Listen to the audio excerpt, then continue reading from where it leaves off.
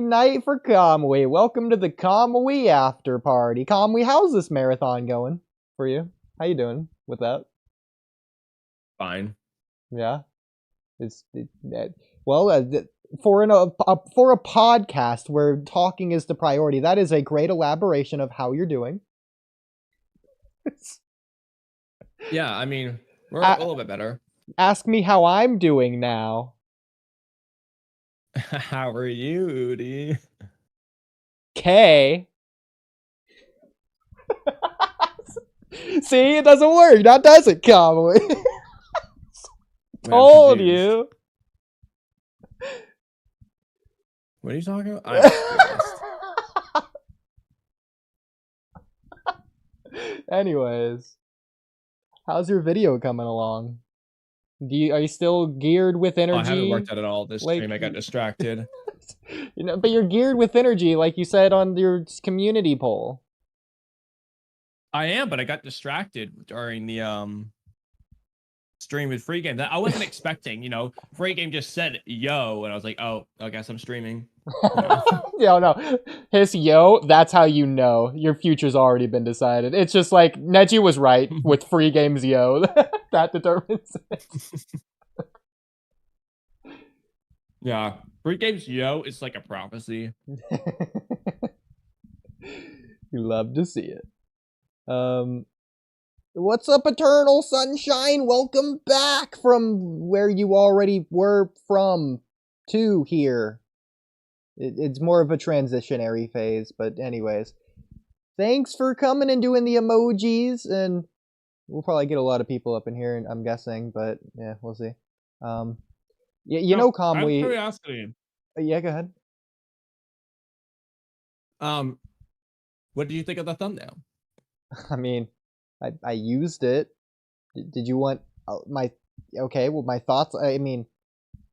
Pretty cool. It shows Boruto versus Hidari. It's the same one as last time. It's got the typical yellow text by how at the quickly bottom. I did it. I did that shit in like so fast. I was like, yeah, how'd that work?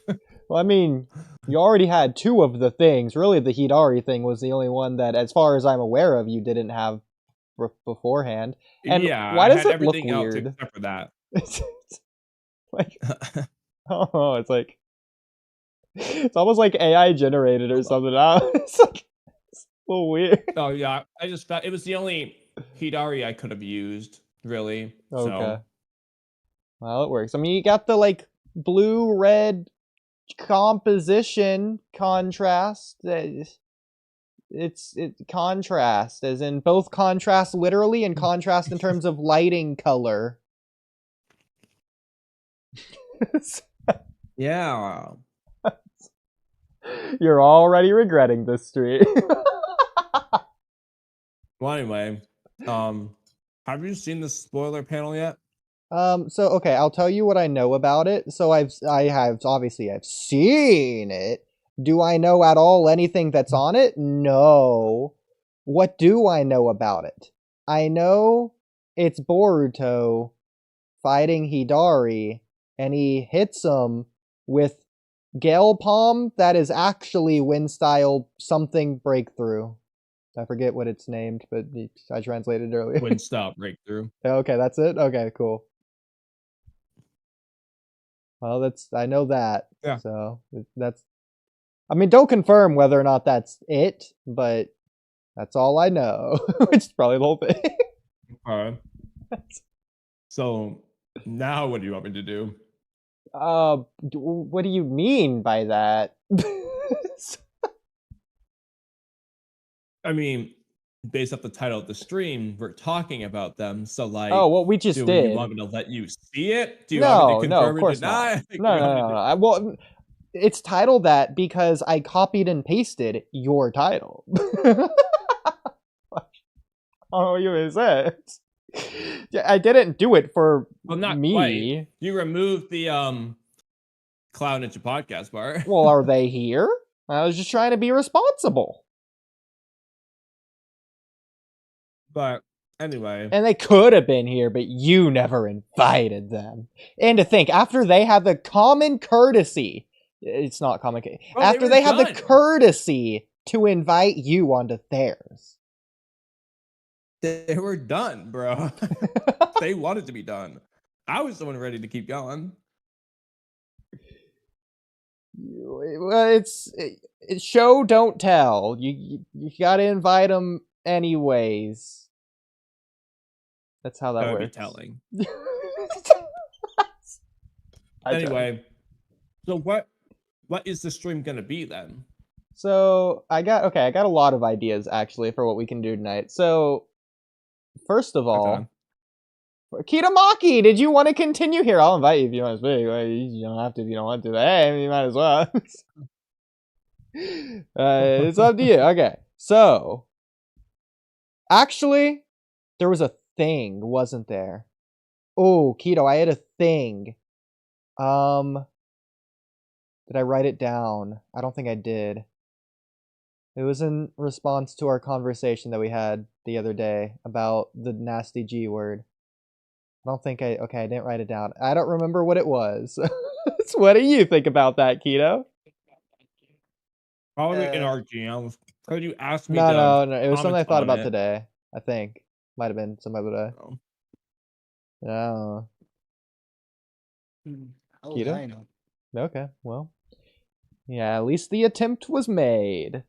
That's crazy. We could go over the DMs if we wanted, Kamui.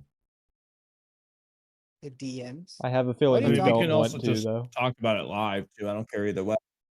I mean, what do you want the subject of the stream to be? We're Kamui. What? Why are you choosing this stream in particular to have an actual topic of focus? Like we never do that. Okay, that's fair. But like, I'm just confused because you messaged me earlier about the idea of a chapter 12 spoiler stream tonight, and then I feel like you're coming at it like you don't want to see the spoilers, so I'm just confused. Well, no, I don't. Did you want to do that or not? But isn't that like way funnier that way? Like, I refuse to look at the spoilers, and we're having a chapter 12 spoiler stream. But I've already seen them. But so I how do haven't. I go about it. Bro, saying them, it's like one page, bro. Why would you do here? Well, I told honestly, Kamui what I won't say had anything, seen. 'cause you told me not to. Okay, well, okay, you know what? You can tell me this, Kamui. Was there more that I missed? No, minus the most subtle thing ever, which I will talk about. But you summarized the spoiler page perfectly. Okay, got it. Well, we could also read chat. So chat, if you're there, you are there. So because you're there, go for it, chat. Okay, so first of all, your other thing. I just want to know if we're talking about the spoilers at any point. Oh, well, I was gonna read not only chat, but also the comments first tab, as well as some podcast topics I wrote down earlier today, which you can find in podcast topics. But, you know, the same thing, or whatever. Do we do intro topics? I was thinking the same thing. Okay, so Keto. We've been on a streak. Bro, I'm so glad I made that intro topics tab. Like, so not like I just want to use it all the time now. Oh, okay, this might actually be perfect. We have dedicated most of our streams to intro topics lately. Now that we got this tab. Bro, it's like a box of fun, though. It's like I almost want to dedicate the whole stream to it. Like, I don't want to stop. Our streams are just going to become intro topics only, where we just keep repeating them with every new guest. We're never going to make any progress. Like, intro topics, if we never did a single intro topic, we would still fall behind. And now all we're doing is intro topics. It's like we can't ever get to the actual content. Okay, so Keto. So, I'm sharing my screen. I was hoping to get your reaction to this comment. I added a couple new intro topics today, Kamui. So, on the video that dropped earlier today, or it might have been yesterday, I dropped Boruto the series twice. Gemini Saga, I don't know if you recognize their name, freaking Sage, they comment a lot. They say, can you actually stop talking about the show instead of all this criticism? So my question was, and I in fact, I asked the question down here. I'll just say my question verbatim. So what do you want us to talk about? So, Keto, based on Gemini's comment, what do you think they want us to talk about?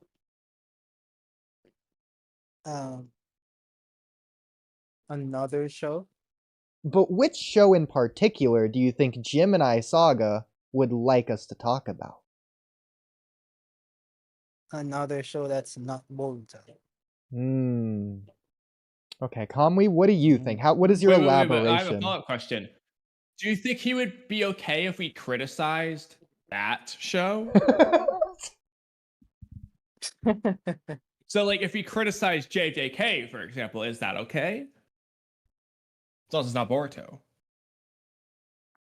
It depends if he has an He likes attachment that to show. JJK as well. Well, my guess is okay. Actually, no. This is my next question. Is this person attached to Boruto?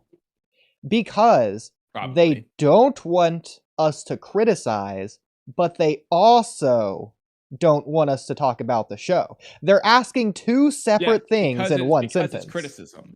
Well, no. They say so. instead of, not because of. But yeah, instead of criticizing it, can you just stop? Because what we were doing was the criticizing. Well, no, because if that was the case, Kamui, and they liked Boruto, then they would just ask us to stop criticizing instead of asking us to stop talking about the show. They would want us to talk about the show. But no, you gotta think about it from the mind of a die-hard Boruto fan. From the mind of Gemini Saga 3? Criticize, right? It's the only thing we've ever done. We've never said a good thing about the show. We only criticize, and from their perspective, that's all we're capable of. We're incapable of praising this show, and so there's only one option left: make us stop talking about it at all. That's the perspective of die-hard Boruto fan. Of Gemini Saga 3. Well, Gemini Saga 3, if you agree, be sure to like and subscribe, and thank you very much. All right, moving on. Let us know in the comments. See, the problem though with that is, like, we have praised Boruto probably still more than we've critiqued it. Well, that might be debatable at this point, but pretty even. Like, well, really, it's all Two Blue Vortex's fault. Like, if that just didn't exist, it'd be almost blind praise at this point. It was blind praise until chapter 80. It was blind praise. Okay, Keto, really quick, because I was thinking about this like last night. Okay, I understand this current arc isn't done. I'll be back. Yeah, okay. Well, I guess my question is shifting to Kamui. I know this current arc isn't done, but you just with the direction it's heading in, can you see an arc within the entire franchise that's canon, any canon franchise arc in Naruto, Boruto, whatever, that is worse than this current identity arc? This isn't to say probably that not is the answer. I mean, because again, there's this contenders, I guess. That's fair. This isn't to say, because this would be a different thing that I would say, but this isn't to say that the identity arc is bad. It's to say that it's the worst compared to every other arc in Naruto. In other words, every other arc is better than this arc, regardless of the quality of this arc. So, I mean, like, if we're just gonna start with Boruto, like, the only ones you really have as a contender, I think, would be the Omnipotence arc or Muji and Bandits. We've already discussed this. Muji and Bandits isn't actually bad. It's just less interesting, and that's the only reason why I include that. The Prophecy arc, it's just the ending that's the problem, but the build-up before then's perfectly good. Yeah. So it's kind of hard to compare. There is not a single Naruto arc that's remotely comparable. You know, take your least favorite Naruto arc. I don't care if it's Search for Tsunade, Katsugai Rescue, Tenchi Bridge, or whatever the hell. They're all better. Like, it's not a comparison. Exactly. So I think this is the worst, probably the worst arc of the franchise. And I don't know about you. And so as much fun as it is to just crap all over Two Blue Vortex so far, it's been a blast, okay? Don't get me wrong. Every chapter, despite the direction, every chapter, I'm going into it with reset expectations, which are high expectations. So I'm wanting it to be good, And I expect, like, next chapter, I'm imagining it's going to completely do a 180 turn around. I expect this every chapter. I'm expecting next chapter is going to be peak. It's going to be hype. It's going to be epic. It's going to be the best narrative thing of all time. Like, literally, because after chapter 10, I'll use the Boruto as the example. I was expecting some internal conflict focus on Boruto and his predicament. That was gonna be like the big thing. I was like, yo, that's gonna be so good. And then, they just didn't happen. They let me down. Going into this next chapter here, I am expecting a actual major defeat for Boruto where he loses to Hidari. It's the second battle. It's in the middle of Act 2. He should face a major loss here. I am expecting it, and I am expecting a good, shocking revelation following afterward, either with Jura, Hidari, or Momoshiki manifesting. I'm expecting all these things in the next chapter or two. If they don't happen, I'll just be disappointed. But I'm expecting them, and I'm expecting them to be good because, like, even as it is, every chapter I'm looking at, I'm like, well, if they just do blank, this will be great storytelling. It's like the potential's there every time. It's just like, I'm just expecting it, and then we're just gonna see what happens. Yeah. And so, again, we've already discussed why it's probably been bad behind the scenes with Ikimoto nonsense. That doesn't mean Ikimoto can't do better. And so, again, I'm still, regardless of background things that are continuing to happen, I'm not going into this thinking that it's going to continue being bad. Yeah, but I'm genuinely expecting these particular good storytelling elements that I expect to happen. I expect it all to happen, and I expect it to be good. We're just going to find out whether I was wrong or not. Now, that being said, I have a very fun thing we can do. Absolutely juxtaposing everything we just said in the past 5 minutes. Our predictions for how they will mess it up. Okay, but this is the caveat. We have to make realistic predictions for the worst thing they could possibly do. But they have to be realistic. So I'll go first. So for example, I can't say next chapter Shibai is going to end the world because that's not realistic. I'm not actually expecting that. No, so I know. One thing that I could genuinely see them doing, that is my worst nightmare, is Boruto wins without a scratch. He just dominates Hidari. Hidari dies and is gone forever, and Sasuke wakes back up at the end of the chapter. That's the end of chapter reveal. Sasuke coming out of the tree. That is probably, that is worse than what I was going to say, but I think that's more ridiculous than the things I was going to say. Okay. The two I was going to say, the first one's similar. Boruto just straight up beats Hidari, just dominates the shit out of him, and then Hidari or whatever have to retreat. That's one. The other is the one that Mello seems to want to happen, which is Boruto just leaves and arc ends, basically. And arc ends? What do you mean, and arc ends? I think that's realistic. I can see the Boruto just leaving, and then Hidari and Jura are like, well, darn, guess we better regroup and come up with a new strategy, and that's the end of the arc. I can see that happening. I can see it. I think that's my pick for the worst that I think is realistic. I don't see the Sasuke one happening, so that's why I'm not going to pick that. Okay. I feel that's too unrealistic. But I you can disagree maybe, but I can see Boruto leaving the arc ends. That's crazy. The reason I'm saying the Sasuke thing is the Sasuke thing would be like almost not a setup, not foreshadowing, but like revealing for both the audience and the characters what happens when you defeat a Shinju. And so this gives us our new goal. Maybe Boruto couldn't have prevented them being born. Yeah, but we can't have Sasuke be the first one. Like it's got to be the most useless one to get saved, not the most important one to get saved first. I mean, listen, it's possible. I mean, he's in the fray. What do you... it's Sasuke's hype, though, Kamui. Bring Sasuke back. Get the sales up. Come on, Ikimoto. Yeah, dude.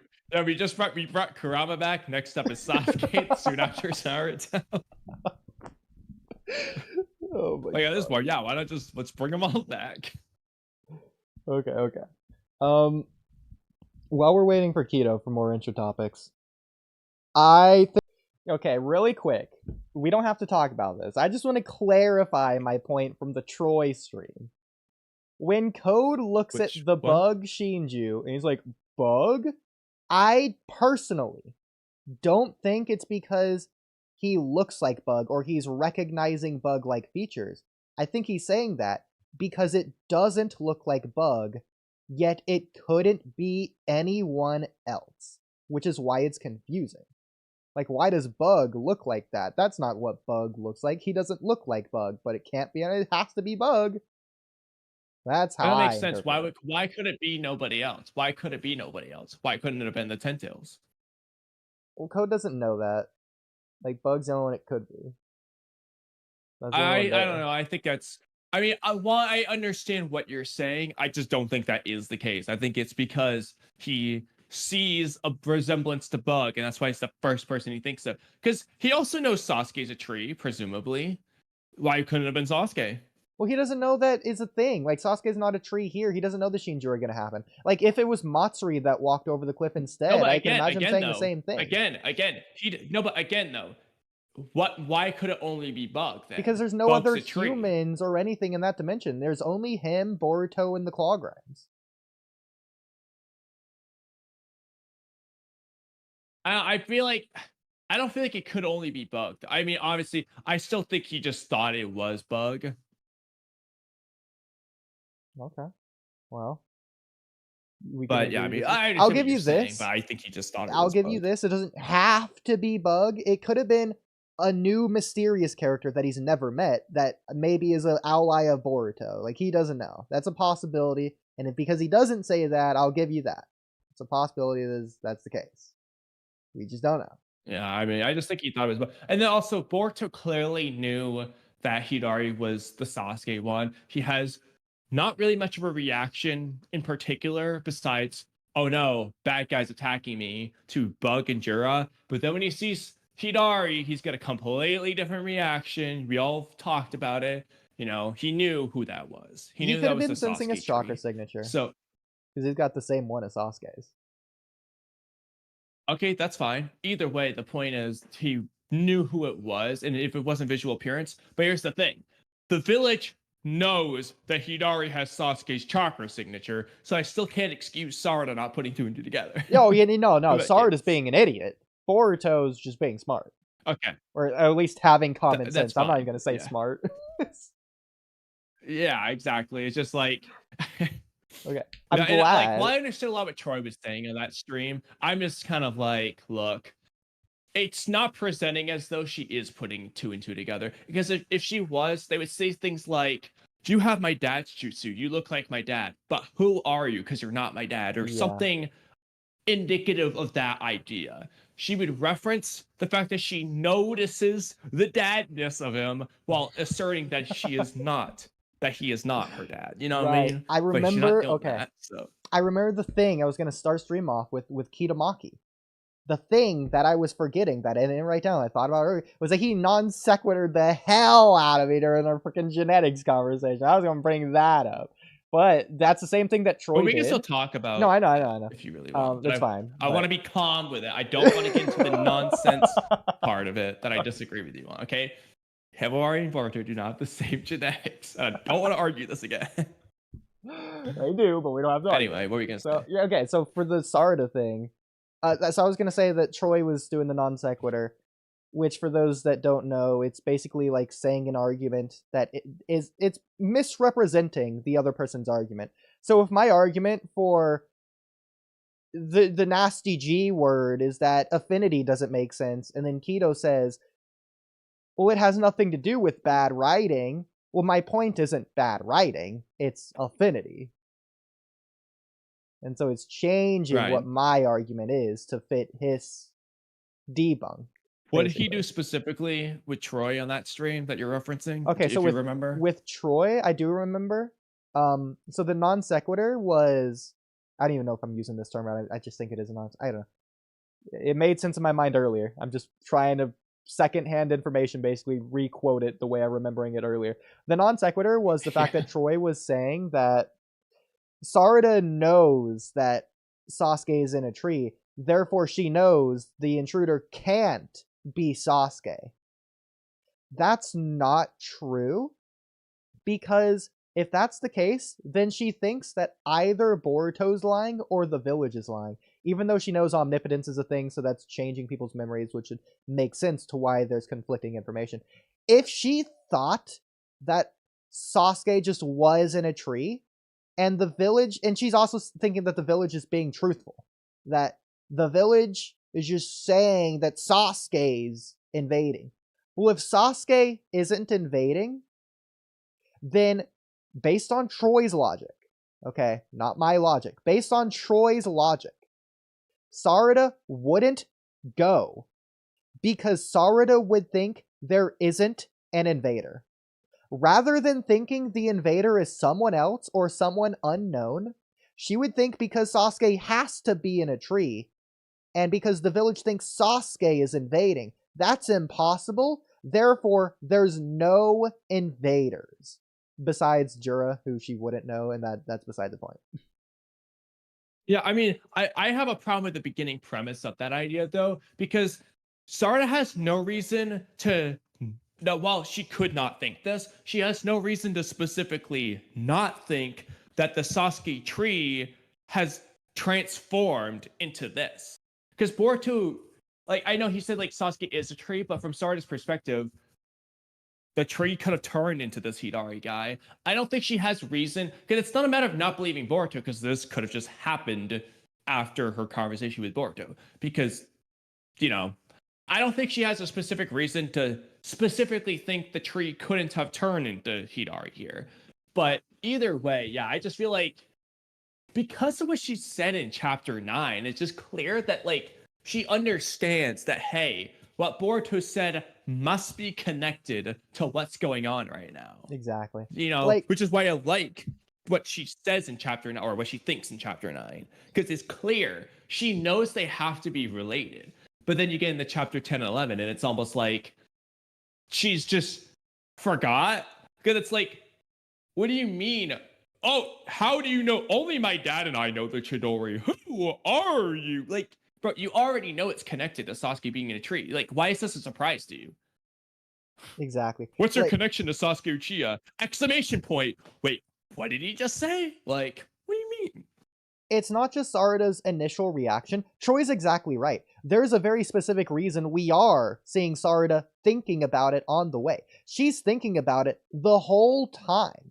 Why would she be thinking about it if it's just common sense? Oh, Sasuke's in a tree. Like, that's the end of this thought process. You think that before you even start running in that direction. The fact that she continues to think about it the whole time means that something's off. It doesn't make sense, or she's trying to figure things out, which is the reason she's going there in the first place. She's going there with this in her mind. The thought process of Sasuke is a tree, so who's this? Who could this be? She's going to be trying to identify whatever Sasuke-ness is going on. Whether that's his chakra signature, his physical appearance, or his jutsu, or his words, what he sounds like, etc., what he freaking smells like, I don't care. She's going there trying to identify any and all of these things from the get-go, from before she even gets there. Like, that's her purpose of being there. The moment she gets there, she sees them. That's the thing that she should be doing in her mind. Is this Sasuke? Does this look like Sasuke? Is he acting like Sasuke? What's Sasuke about this? Should be the only thing in her mind. Exactly. So again, like, the very first question out of her mouth should be like, Papa, is that you? What happened? Why aren't you Papa? I don't know, something. Yeah. Like, she doesn't have to say, like I said, she doesn't have to say, Papa, is that you? Because she could think it's not actually him. But she should be maybe wondering, Papa, what happened to you? Yeah. Thinking that Papa's been transformed, or like, you know, like, I don't know. There should be, I would have liked the Papa, is that you? Or Papa, what happened to you line. Or like the Gojo with Kenjaku scene in Shibuya, where he's like thinking, you know, my eyes tell me everything about you is Suguru Geto, but I know that can't be true, type of thing. Yes, where bro. Sarada can have her Sharingan on and be like, yo, Literally. your chakra signature, your appearance, your jutsu, everything's saying you're my dad, but there's no way you can't be my dad, or something. Like, that would have worked. Like, that's the expectation, because Sarada's smart. So I don't need Sarada to act smart. I need Sarada to act normal because Sarada is smart. Here, she wasn't using common sense. She was just being dumb. Like, it was stupid. Like, again, the JJK thing, that's not because the characters themselves are being out of the normal. That's their ordinary selves because they're freaking main characters, because that's how you treat your main characters. Yeah, and then, like, like, I don't like the whole, well, Konohamaru's a Jonin, you should be thinking smarter. Bro, they appointed Sarada as captain and never demoted her to put Konohamaru back as captain. I don't want to hear that. Sarada took Konohamaru's captainship place. When have we ever built Konohamaru up in the Boruto series, as in the Boruto manga, I should say, as being this legendary genius thinker? Never. Like, how is Sarada going to be playing 5D chess? Sarada has more information than Konohamaru. Konohamaru doesn't know Sasuke became a tree and was absorbed by the 10 tails. Sarada does. She has more intel. Literally. She has the advantage. She can also just recognize Sasuke after not seeing him for all her life. You know, she's got the advantage here. Like, it's not respecting the freaking character. Back in the academy days, like 5 years ago in the timeline, when she had 0 experience as a ninja, she was already playing 5D chess, getting ahead of her opponents, the freaking 7 ninja swordsmen even on the Mistfield trip. She's doing 5D chess to win those fights using ninja tactics and strategy, because she's a shinobi. A smart, brilliant Sasuke child shinobi. She inherited Sakura's smarts. Where are those? Where did I go? I know, and it gets worse. I mean, maybe we can just say she is just consistently stupid in Two Blue Vortex, because as far as Boruto's made it clear, Sarada has been telling Shikamaru about omnipotence all this time and somehow not convinced him ever, based off her reaction. It's not that Shikamaru keeps forgetting, it's that Shikamaru never believed her, but somehow Amato convinced him indirectly just by mentioning memory altering. So somehow Sarada was dumb enough to explain omnipotence without mentioning memory altering to Shikamaru, because otherwise he would have figured it out, right? So maybe she just is dumb. I mean, here's my question. How did Sarada become a Chunin? Because I refuse to believe this Sarada, let alone a Sarada from years ago, could pass the written exams. I just don't see it. Like, you realize how many people were getting out in Naruto's generation just from being not the best? So Sarada should be, like, the best, just by default, just freaking based on the written exams from years ago. Yeah, like, she doesn't know the trajectory of the shuriken flying into the tree or whatever. She's gonna read that question and have, like, the shock emoji, like, shuriken? What do you mean, shuriken? What are those? Sure I can. Is that what it means? That's what she writes down as the answer. Sure I can. And what's worse is Sakura figured out the answers on her own. That's her mom, so she's got the smart genes in her. Yeah, what happened? Not respecting the characters, bro. Like, I understand why you cut off the conversation the other night with Troy, because it was freaking 50 minutes long and we wouldn't have an actual podcast. I just wish you didn't, just because I freaking had more to say. Yeah. I know, but I was just like, I wanted to be able to, like, get to other stuff besides just Sarada. I also just didn't want the whole thing to be one debate, because it was our first time with them, so. I mean, also just that's true as well. I'm not gonna lie. Pretty much, okay. I was going back to, like, my heyday of being a debater, because, like, Troy used to be a debater. I don't know if you know. He still might be, as far as I know. Freaking Six's friend. But yeah, I could tell. Yeah. Like, when you get there was a while where I kind of just stopped. It's like, I'm gonna let this play out until it feels like it's kind of done, and then I'll say my point, which was, it wasn't really any of what you guys were talking about. Yeah. And again, I was being my debater self by, like, not giving a single inch, or trying not to. I was trying to be, like, reasonable with it as well, obviously. But the funny thing about it is, I knew, like, midway through that's exactly what I was doing. This is your argument. Like, I was arguing your point that, like, I don't even believe it as much as you do. Like, you're over there being completely class. Like, okay, I guess I'm just taking over here. Go debater mode. Well, yeah, well, because it, like, we were arguing. like my point is the Sarada dumb thing, but you were arguing it from a completely different angle that was irrelevant to what I was thinking about. I was like, I don't know, I'm just gonna let them do this for a little bit. But again, I was only doing that because this was your argument. Like, this is your topic to begin with. I didn't fucking want to talk about it. No, I was like, I'm just gonna let him finish. But hilarious, bro. Anyway, I will say, okay, more on the Sarada thing. Just one more thing at the very least, until I freaking think of another thing. Sarada's information, just interrogation, all of it just doesn't make sense. Like, sure, she defeats Hidari. It's like, oh, it's a lethal wound. Tell me stuff. Why is she asking stupid, open-ended questions instead of questions that she should actually be asking?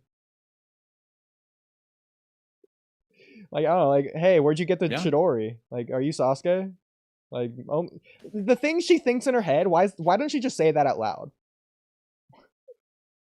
Or even better yet, the information she has, use it to her advantage. Hey, so my friend Boruto told me about, like, Sasuke being eaten by a tree. Like, are you a tree?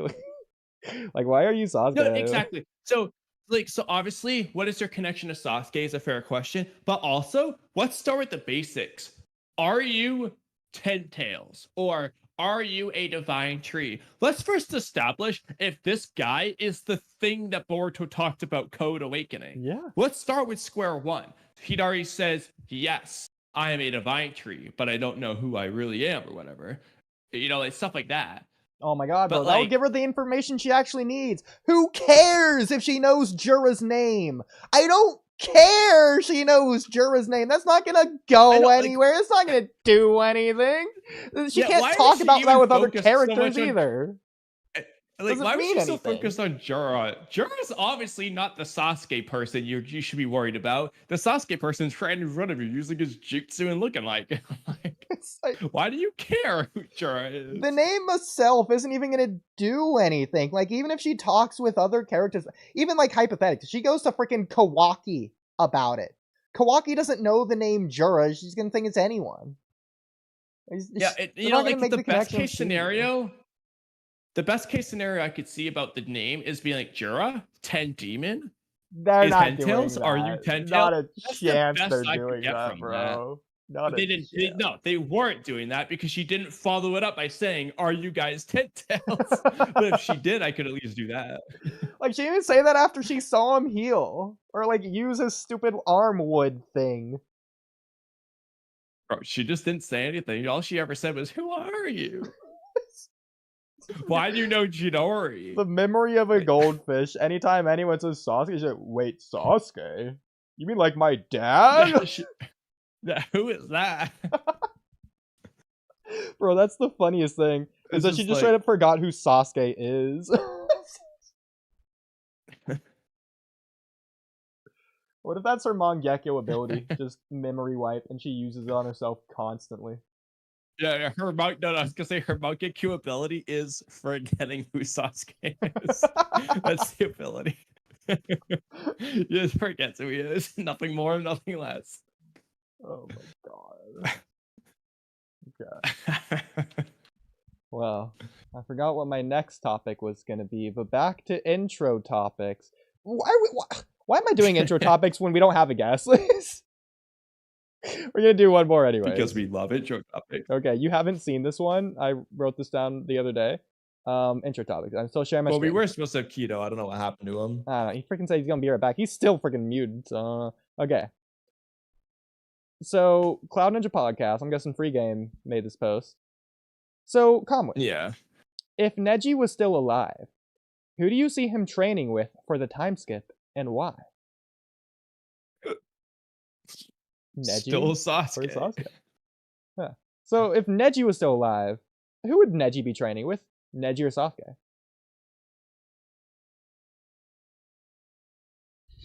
Oh wait. Yeah, who would Neji be training with? Actually. Yeah. Well, Neji might still train with Sasuke. Why not?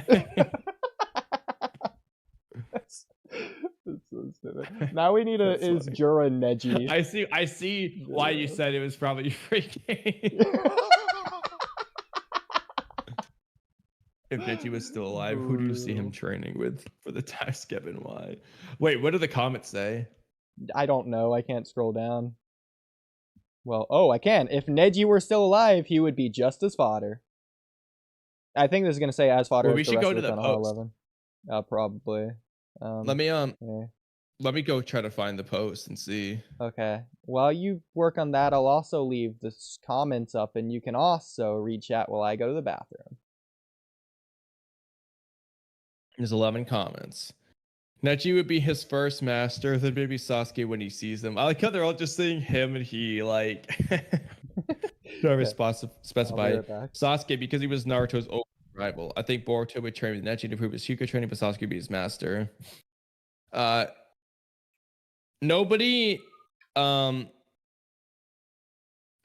on the actual error here, but Nick Kwa died to a branch. Like, come on. The crazy part is he willingly did it. Like, fuck, it turned his back and asked for his back to be blown out to the afterlife. Can't get no less fodder than that.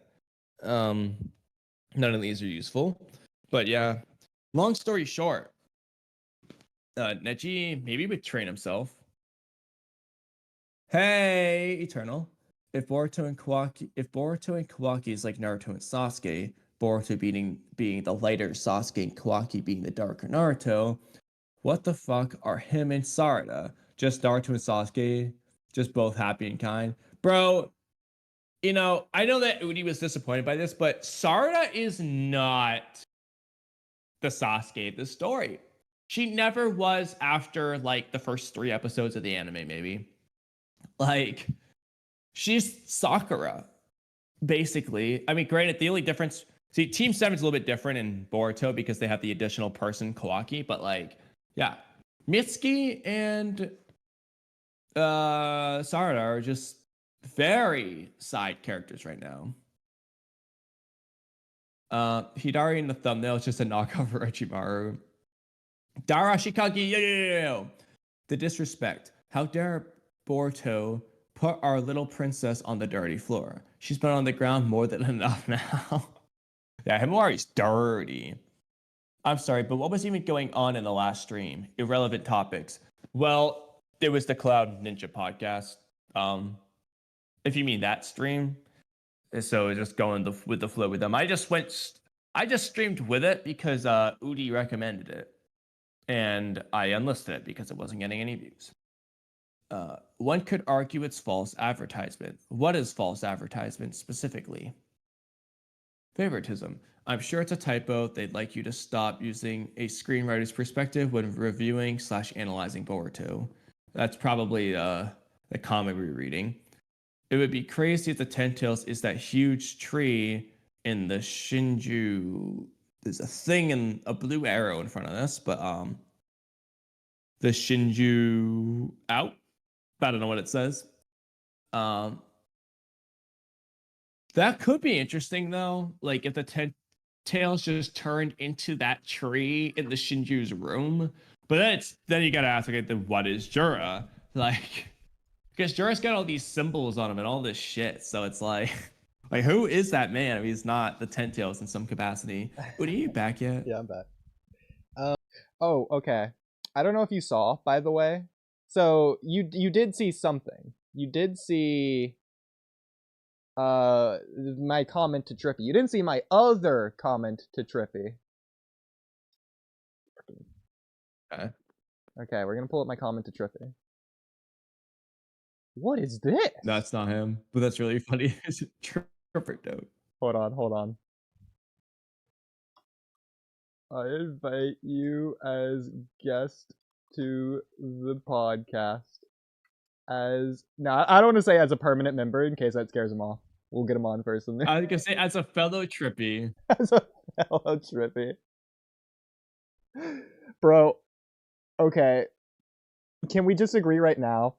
No, that's a good person to do the intro topic of where is Trippy? What do you mean? Hi. I'm right here. Okay. I'm just gonna say this right now, Kamui. I don't care who this person is. I don't care if they're a 5-year-old high-pitched nerd. Screw J-Man. Screw Immortal. Screw any other replacement we could ever have. If we can, we're replacing Trippy with this guy. Wait, can we watch this 6-second video? It's just a stupid intro. It's not him. Trippy Naruto. Emojis. Is that his only video though? Yes! 3 years ago, by the way. We What are about new this guy? YouTubers, so this is our intro. How have we That's never it. found this guy?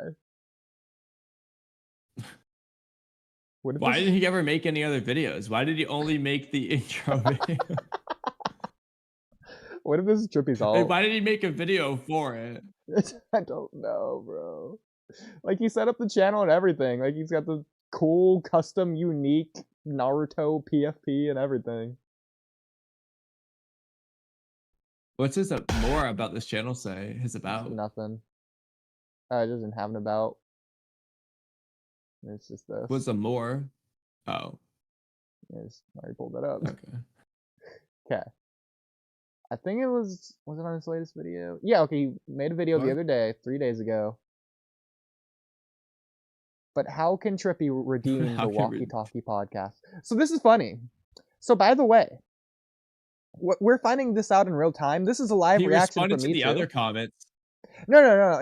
No. So he didn't respond to this comment. He hearted this comment. And he unhearted it. He unhearted my comment. We're finding this out live together. Why did you unheart Unheard. my comment? Trippy. Sad face emoji. He's gonna say he accidentally did it in the first place. All right, hold on. I haven't heard Trippy talk in so long. Can we like listen to like 10 seconds of his video? I've been pretty vocal Forgot what he about how sounds I like. disliked the Swordsmith Village arc of the Demon Slayer anime. Unfortunately, I got hit with a ton of copyright issues on the video I made, to the point where it Speaking of copyright issues, probably Why stop does it watching sound the like he's visuals. talking? Why is he talking like strangely? Oh my especially, God. like just like, and, yeah. What? He's still shouting us out. I don't understand, bro. I don't get it. Like, even as a Just say kid. it, bro. Like, he's still. Well, to be fair, I think he's just reusing the description. I So I know. don't think he's actually paying attention. But Still. I mean, he updates the first part, but still, it's kind of Yeah. funny. Like, Like, I don't get it. Where are you? What are you doing? did he ever respond? No, he never responded to your other thing. Yeah. Okay, so you saw the second one then, as well. Yeah, I saw this. Interesting. Did you But see he never this? responded.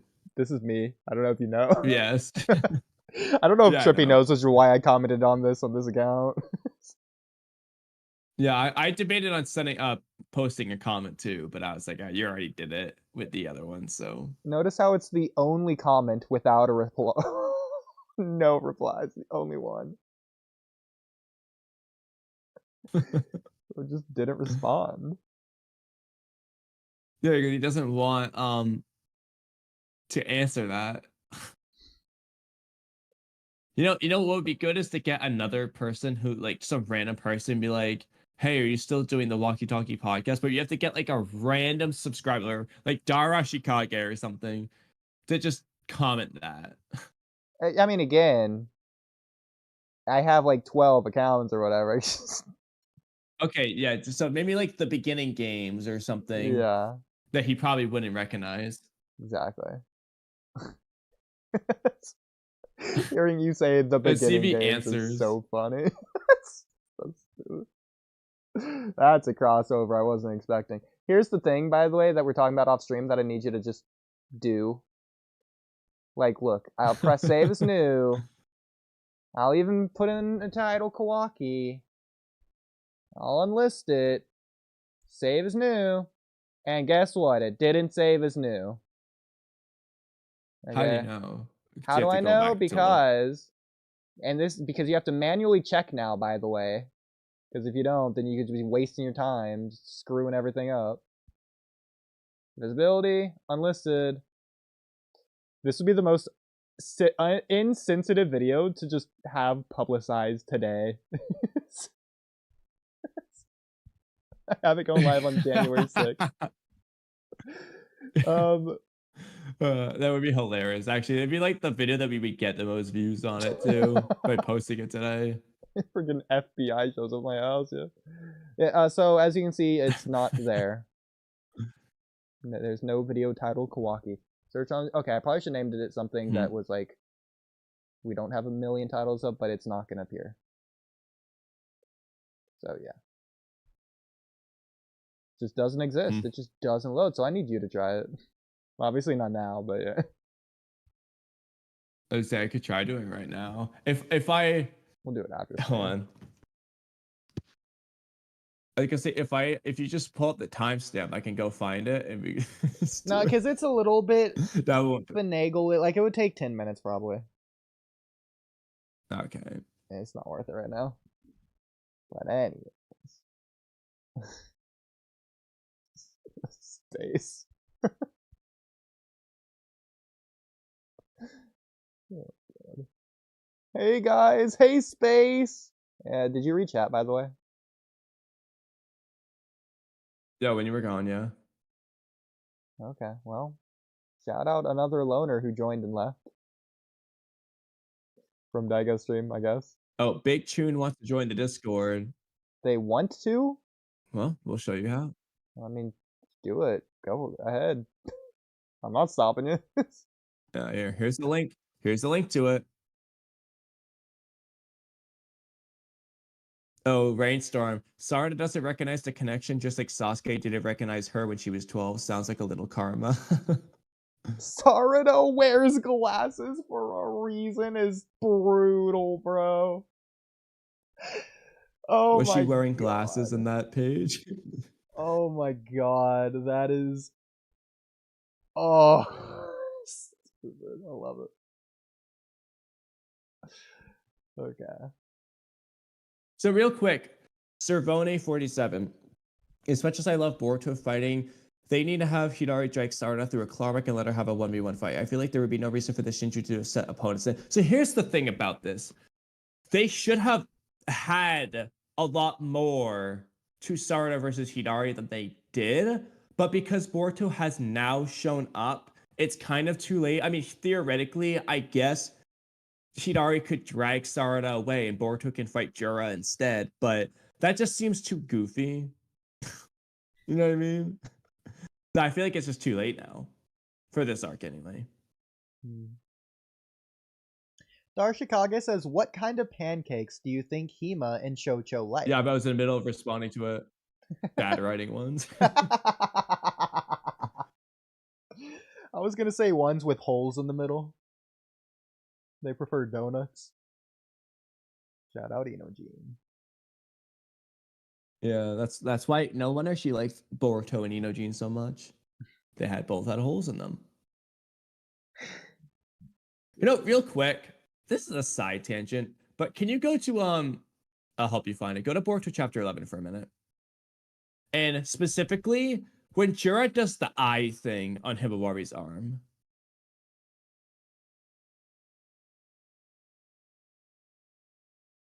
Chapter 11. Working on it. Can you just send me a link? Please. I'll just share my screen in a minute. Okay.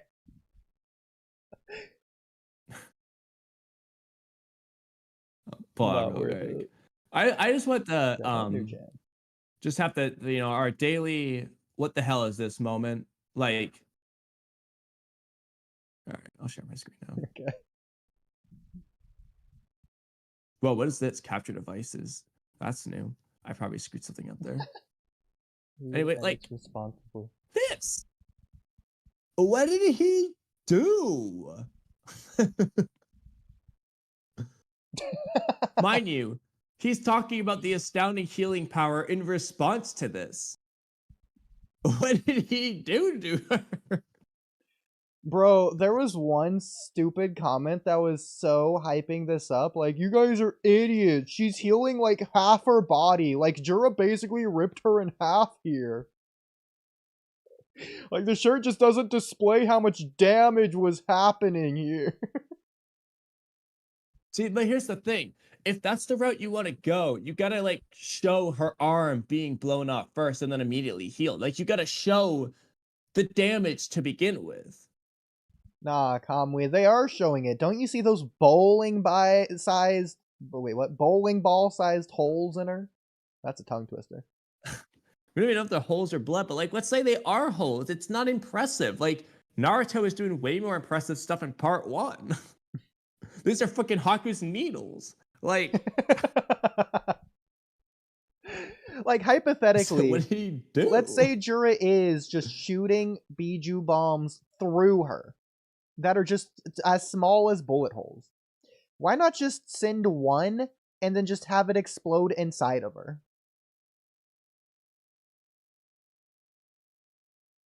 Then you get exactly. I mean, I don't what really we're care talking like about. what he's doing. Just why not show her being exploded in the first place? Exactly.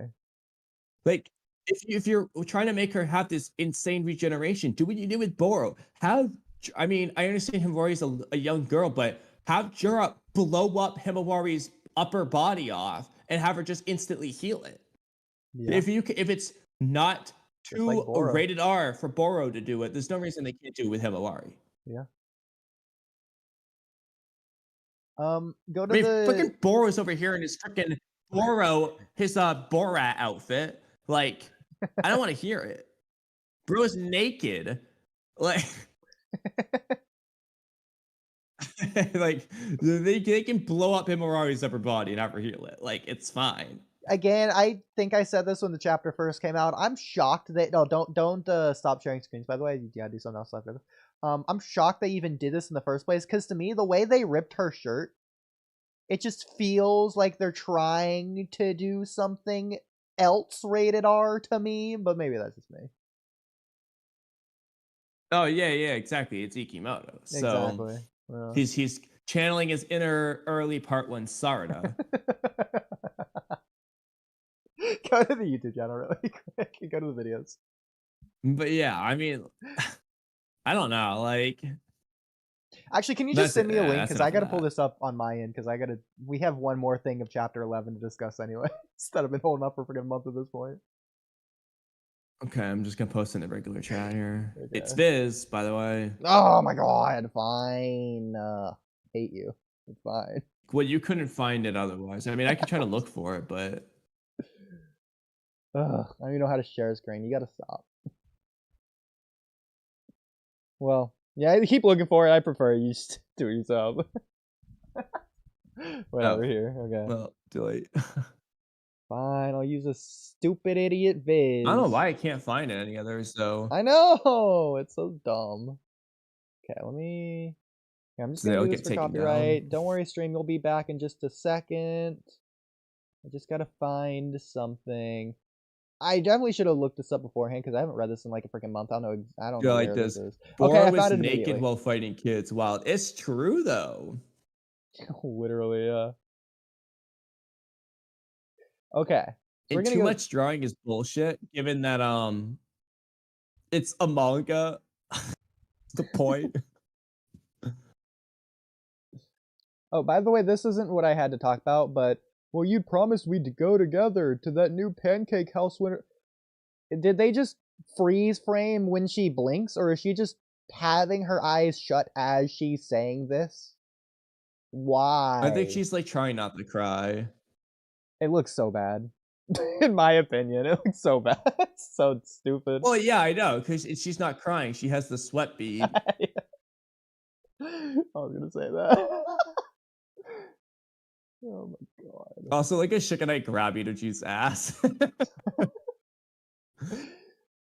Chocho's like Chocho's watching. pattern on her shirt looks like it blends in with the background almost perfectly. It's with her hair as well. Well, that's funny you say that, but actually, I would have scrutinized this. Look at the pattern on her shirt. Butterfly. Butterfly mode. Oh, you mean that thing that Chocho didn't use?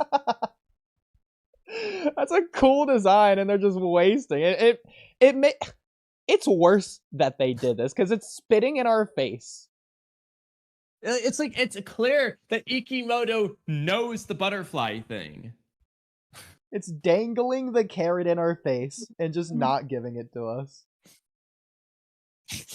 Bro, I think Ikimoto's trolling us. He's trying to piss the fans off as hard as he can.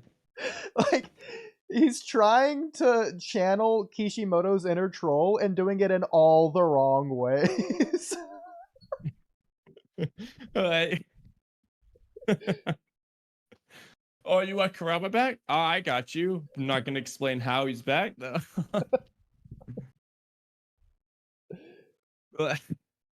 Okay, so on to the point. I didn't even think about that actually. Yeah, Juro should be able to just come out of Hidari.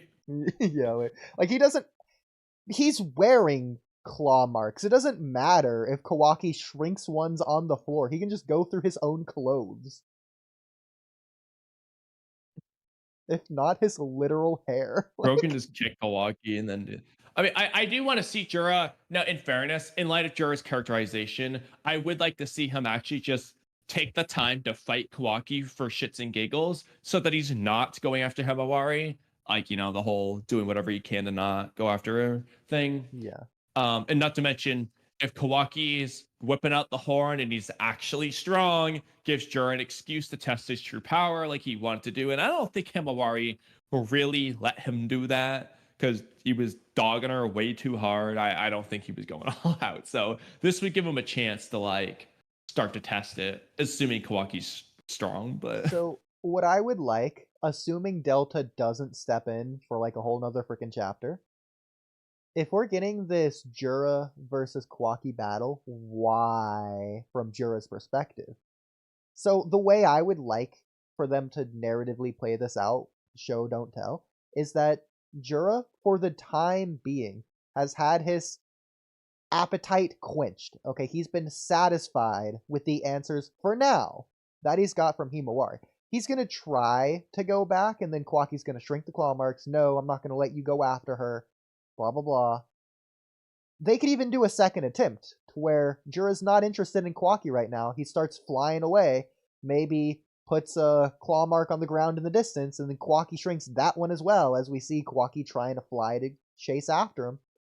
That's when Jura it piques his interest, or at least shifts the tides in his interest, to where now his decreased interest in Himawari is now lower than his increased interest in why Kawaki, who, just like Delta was saying, is weaker than Jura. Why is Kawaki trying to protect Himawari? So now, it's basically like the same thing he was doing with Team 10, not necessarily finding a new target, but trying to find answers in humanity, basically what he was doing here. I like this. I like this. This would be really good. This would be great if they actually did that. If they actually do it, yeah, that's the thing. Yeah, that'd actually be even better. Because I was gonna say Jura could just be interested in testing his true power, but I actually think I prefer this idea more.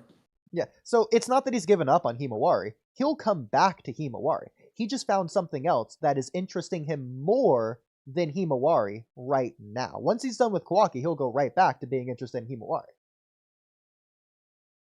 Just interested why. Basically, it's just like another excuse to delay himself, you know. But exactly that as well. Yeah, that would be really good. That'd be really good. And you could do something similar with Hidari, or Hidari can just be different though. That could also Hidari's case could just be, I'm after Sarada, you're in my way. I think it'd be fine in that case too. I think this is why they set up, from Jura's perspective, what Delta said last chapter. But if this is the case, I would rather just have Jura say it to Kawaki next chapter, and then for Kawaki to say what he said last chapter to Delta, to Jura this chapter. Yes, that would hit even harder, I think.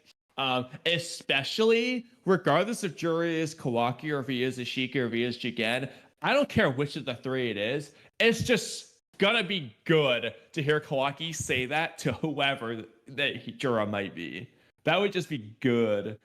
It honestly, to the point that I would be okay with them just doing the line over again, because that's just too good to waste, you know? Okay, but then, hypothetically, Kamui, they do that, and it's perfect. They execute perfectly.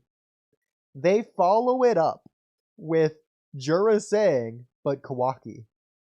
Is it just coincidence or is there some correlation? It's really correct. I honestly, like I said, as stupid as that would be, I think I just want them to say that. I just want Jura and Kawaki to have that verbal exchange. That is good writing, and I don't care if it's surrounded by nonsensical, terrible writing. I at least want that glimpse of good writing in there, because hypothetically, what if they don't do that, the Kawaki Jura exchange, and instead Jura only asks, "Is it coincidence or is there some correlation?" That's just only bad. Oh my god. Because I'm just thinking about, like, I think narratively you kind of have to do this. Because, at least in the plot. Because Jura can't come back immediately, in my opinion. And what's stopping him? Why wouldn't he if it's not Kawaki? And then, okay, so like hypothetically, Exactly. so Jura Hey, should be able to sense where Boruto and Kawaki are at all times, if not at least within like a certain proximity range, just like how Kawaki and Boruto can sense to the Karma Seals where they are at all times. Because hypothetically, he's Shinju, he's Jura, he's Godtree, he's Ten Tails. He could at least sense the Otsutsuki chakra within their Karma Seals, so he could track them that way, even if they're not tracker ninja, just like the Anbu or what. I think they could just sense them across the world. So Jura, even if Kawaki's shrinking his claw marks, if Jura just doesn't change his interest to Kawaki, Jura's just gonna fly back to the village regardless. And Jura, just power scaling wise, should be faster than Kawaki anyway. So even if Kawaki's just shrinking his claw marks, Jura can get there pretty quickly. Like, they're not that far away. I mean, considering Sarada was in transit, he could be 10 chapters away of just flying in that direction for all we know, but shouldn't be the case. And the thing is, like, hypothetically, they could have Jura fly back, Kawaki just follows them, so now it's Jura and Hidari versus Kawaki and Boruto. I don't like that anywhere close to the parallel fights of Jura and Kawaki and Boruto and Hidari separately for a lot of reasons. But just like the most basic thing, Kawaki's going to use his Karma Seal. And if that's the case, Boruto's is going to resonate and blah, blah, blah. That can happen at the end. But if that happens immediately, we're just not going to get Jura versus Kawaki or Boruto versus Hidari. And Boruto's not going to face his major loss like he should. They're just going to skip to Momoshiki in that case. No. So it would be far better to have the parallel fight thing going on. Exactly. We haven't got any serious fights in Two Blue Vortex yet. In this battle shonen that's been going on for a year, we haven't got any real fights. We've had one-sided stomps that don't even feel like fights. They're that one-sided. And so we need like the Sasori versus Sakura fight of Two Blue Vortex. We haven't got that yet.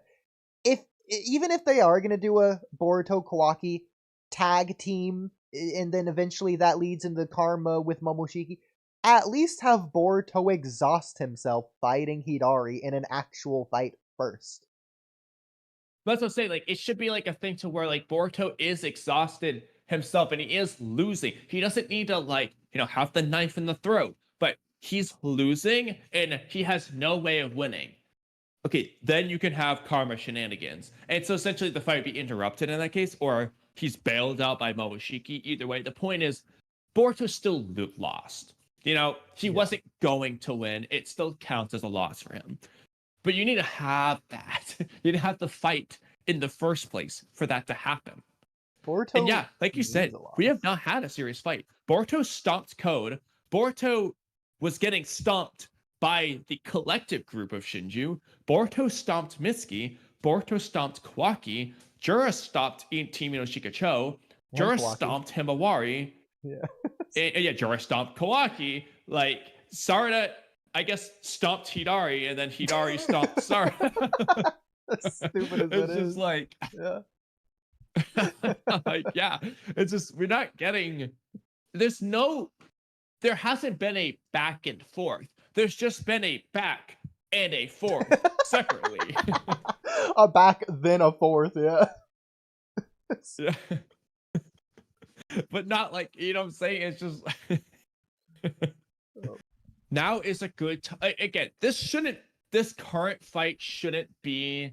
Actually, I was curious because I was gonna break this down for a couple of videos, just using this as a reference. But tell me if you disagree or not. But Boruto, I mean, I'm okay with Borushiki killing a Shinju. It's a feat that they can't do without a consequence, you know, Momoshiki coming out.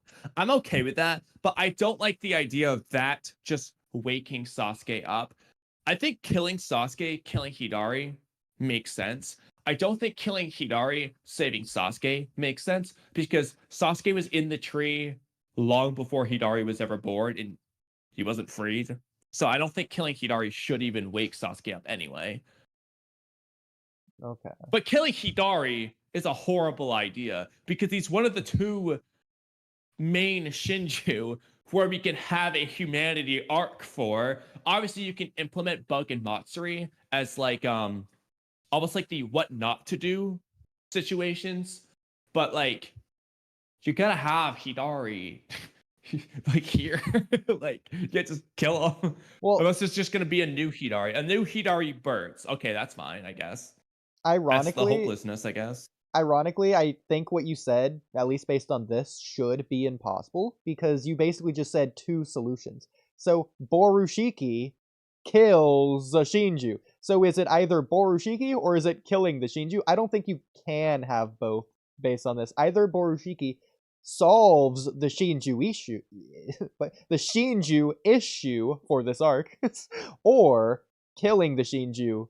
At least one of them solves the Shinju issue for this. Like, say Shinju issue 10 times fast. That's crazy. So okay, what if Momoshiki just beats them up, but he doesn't kill them? Yeah, no, that's fine. That is again the solution. Okay, just has to because come out at that's that the point. one I would pick. In that case, I agree. would have them maybe even just flee. Like they realize that he's OP as hell and they flee.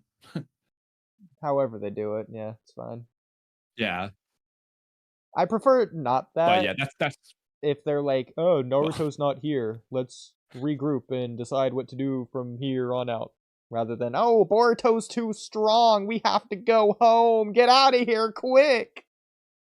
I mean, the problem, though, is they've already established that Naruto's not here, and instead of regrouping and leaving, they have instead decided to do everything but that. So I feel like it's too late for Naruto's. So they're like... Well, you get the point. The point is I don't want them to go running with their cotton hose wrapped in their... What's the phrase? I know, that's the that is the problem with that. So I don't really know what to do. It could just be a thing to where... See, the thing is that they catch interest in Momoshiki, though. Wouldn't they want to observe him? So I don't know. I mean, don't they want to eat Momoshiki? But then they don't, so I don't know. Yeah.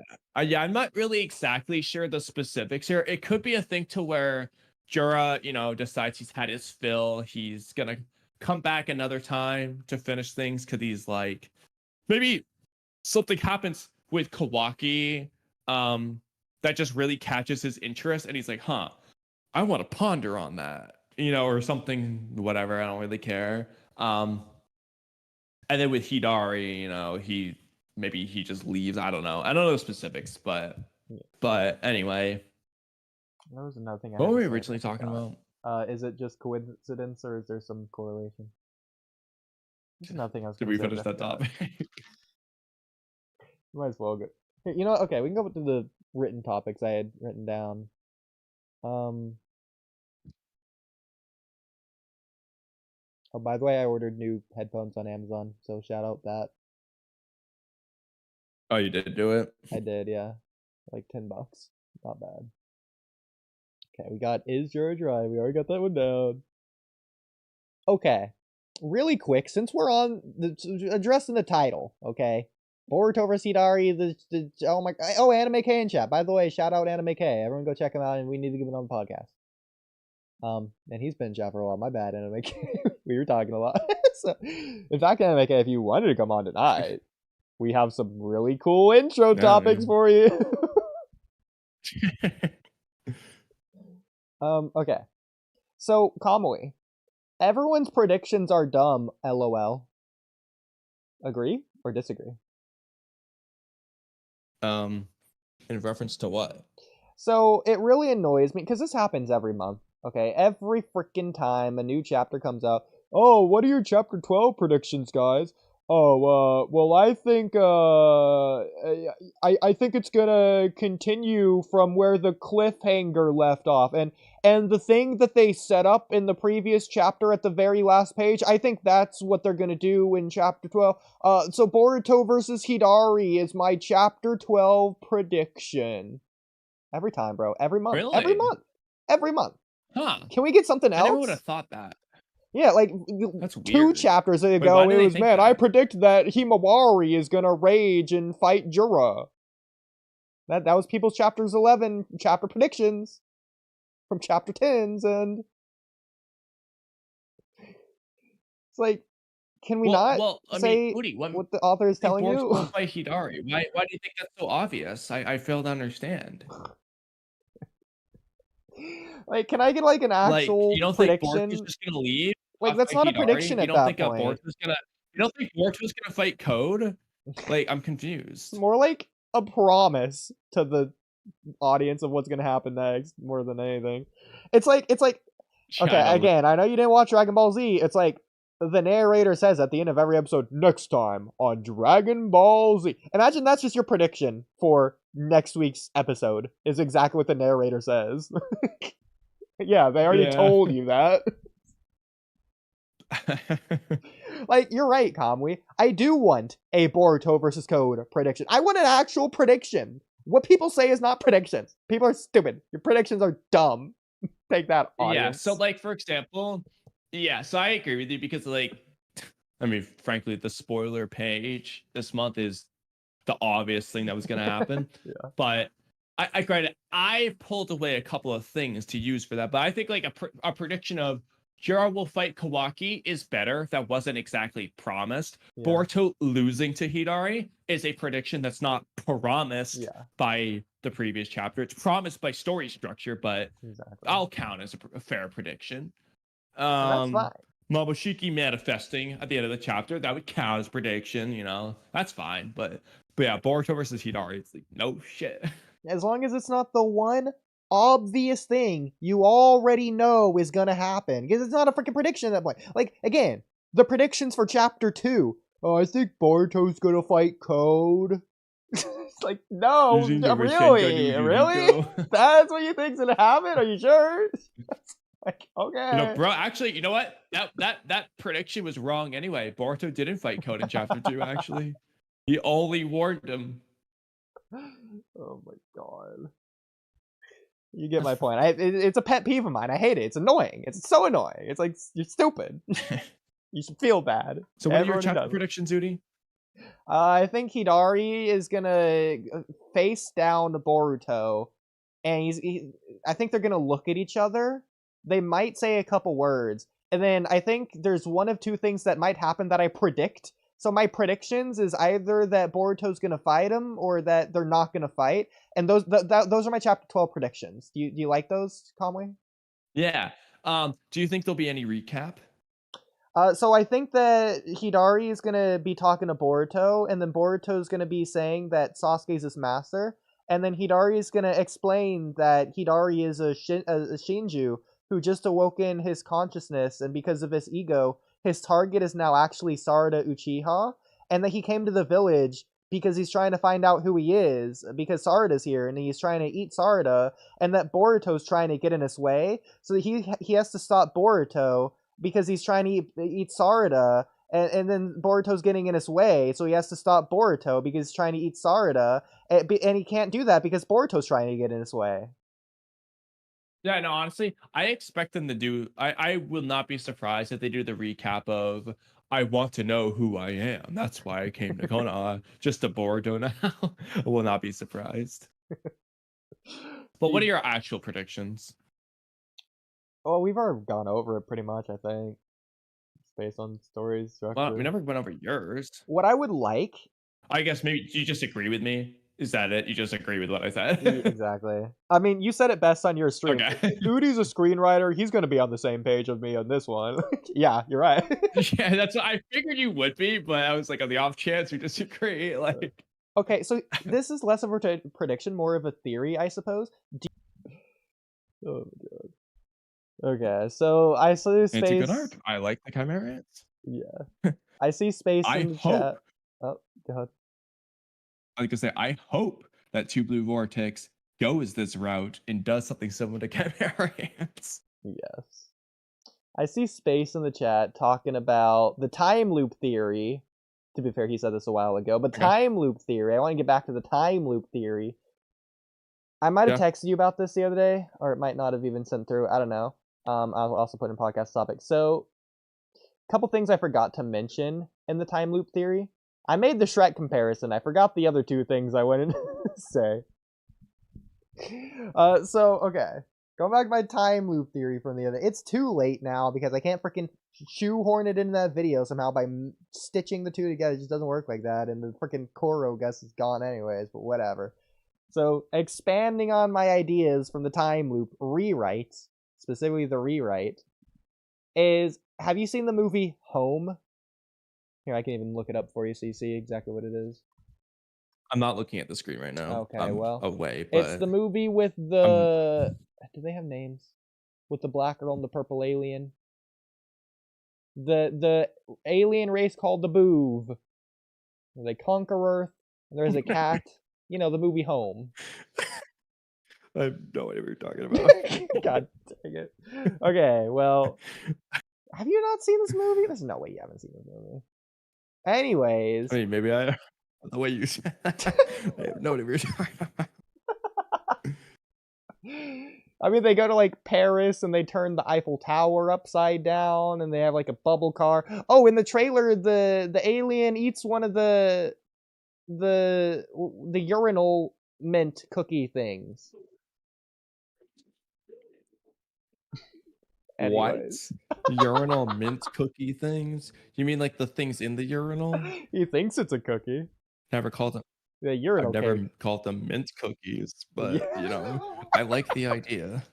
Urinal cake. Anyway, so this movie, okay. There's a part towards the very end, which I think you could basically steal for this Two Blue Vortex time loop rewrite theory idea. So there's this moment, and I used specifically this movie. It's in a lot of movies. I used specifically this movie because they visibly display it. One of the main characters, the Boov alien guy, I don't remember his name, the purple guy, I'll just call him that. Whenever he gets like an emotion, his body changes to the color of that emotion. And there's a moment towards the very end of the movie, the turning point, to where he's torn between having to stay with the human that he's been on the journey with the whole time, or go back to his old life with the aliens. And so, being a movie with 5-act structure and following it to a T, he makes the mistake. And he goes back to the aliens. But then he realizes, upon going back to his old life, he doesn't like his old life. And that he prefers his new life with all the pain that comes with it and all the greatness. It's just overall better, and he realizes he made a mistake. And then in the end, he makes up for the consequence of his mistakes by making a sacrifice, and then in the end, it's all happy because it's Disney. Anyways, at this turning point where he's torn, and he's literally like running back and forth between which one he wants to choose as his body is physically turning different colors, showing... It's a freaking great moment. You have to know what I'm talking about. There's no way you don't know what I'm talking about. But I'm going to pull up the moment. I know what you're talking about. What's the main character's name? I need to find out this stupid alien's name. What's his name? Please, give me his name. Home movie review. Come on, movie review. Not Boo. Give me the name. The girl's name is Tip. Okay. What's the guy's name? Where's the alien's name? I remember they name him something bad. Wait a minute. Wait, maybe I have seen this movie.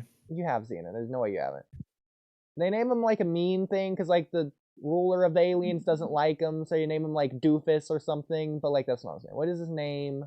I mean, the guy does look familiar now that I'm actually looking at the screen here. I feel like I have seen that alien, but I don't really remember this movie. So, Bro, I need the name so I can look at the scene. Oh my god. especially the bubbles thing there. Yes. Home alien name. It's O. I knew it's something stupid. Oh, Yeah, it's because anytime he says something that annoys the other aliens, all the aliens go, oh. You know, like, oh, whatever. yeah. Whenever he walks in the room, all the aliens go, oh. Yeah. Anyways, okay. That's fun. Home movie. Oh. I don't even know what to look up anymore. Oh. Goes home.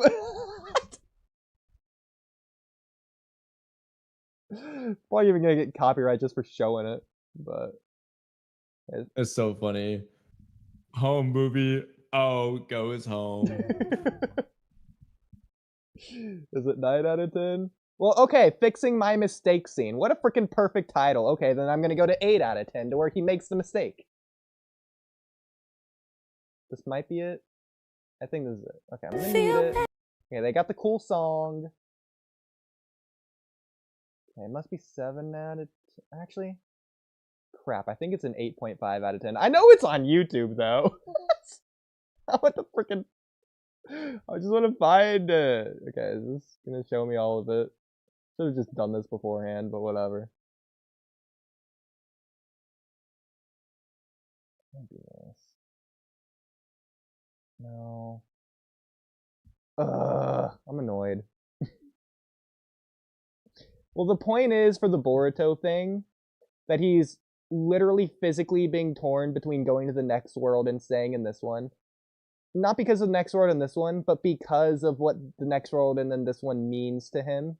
Because Boruto himself doesn't want to be hurt, but he wants to protect Sarada. That's why it's important. Yeah. So I just want the physical tear, the impossible decision where he's faced to force... Wait, what? Faced to force himself? Forced to face himself. Doesn't... Yeah. It's around this. So like in this case, he would make the mistake of quote unquote going back to the old world, which I guess in your theory would just be the next dimension. But what he should have done is stay with this current world, the one he's on right now. Yeah. Okay. So I found it. So this is the scene. I don't think I can play this for obvious reasons, but so here's the girl, and he's like leaving her, and he's like real sad about it.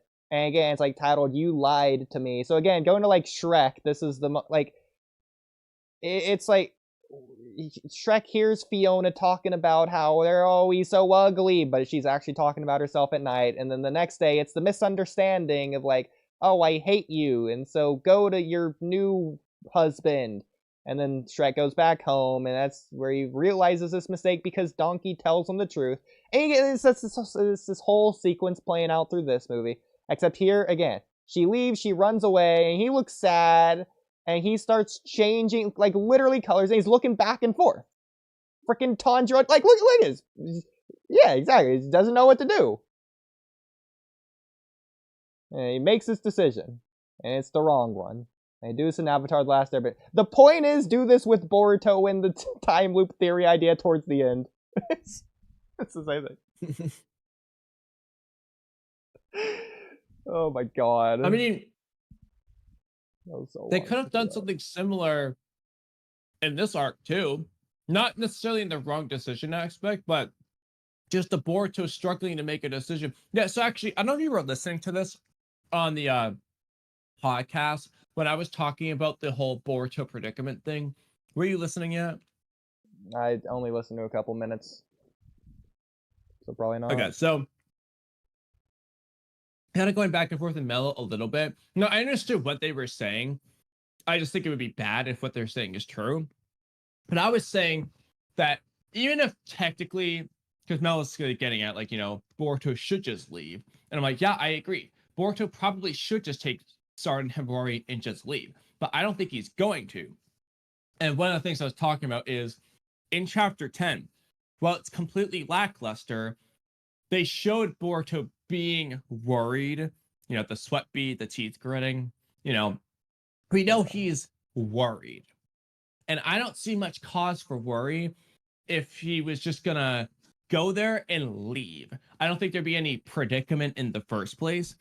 Now, the predicament in this case is go fight the Shinju and risk Momoshiki coming out, or don't fight the Shinju and risk Himawari and dying. That's the debate here. But they were saying, Kido and Mello were basically saying, as we kind of came to an understanding later on, Kido thinks that Boruto wasn't worried about what was going to happen. He was worried about what was already happening. Just the karma seal being slightly activated still.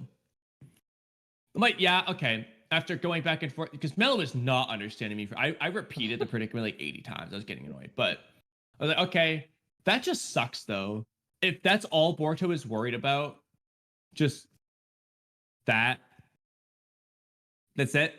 Bro, that's not story. Are you Like serious? they just want it to. It's not a story. If they almost want to like play it safe to where they just want to go with what they think is most logical or what the character should do rather than actually like a story.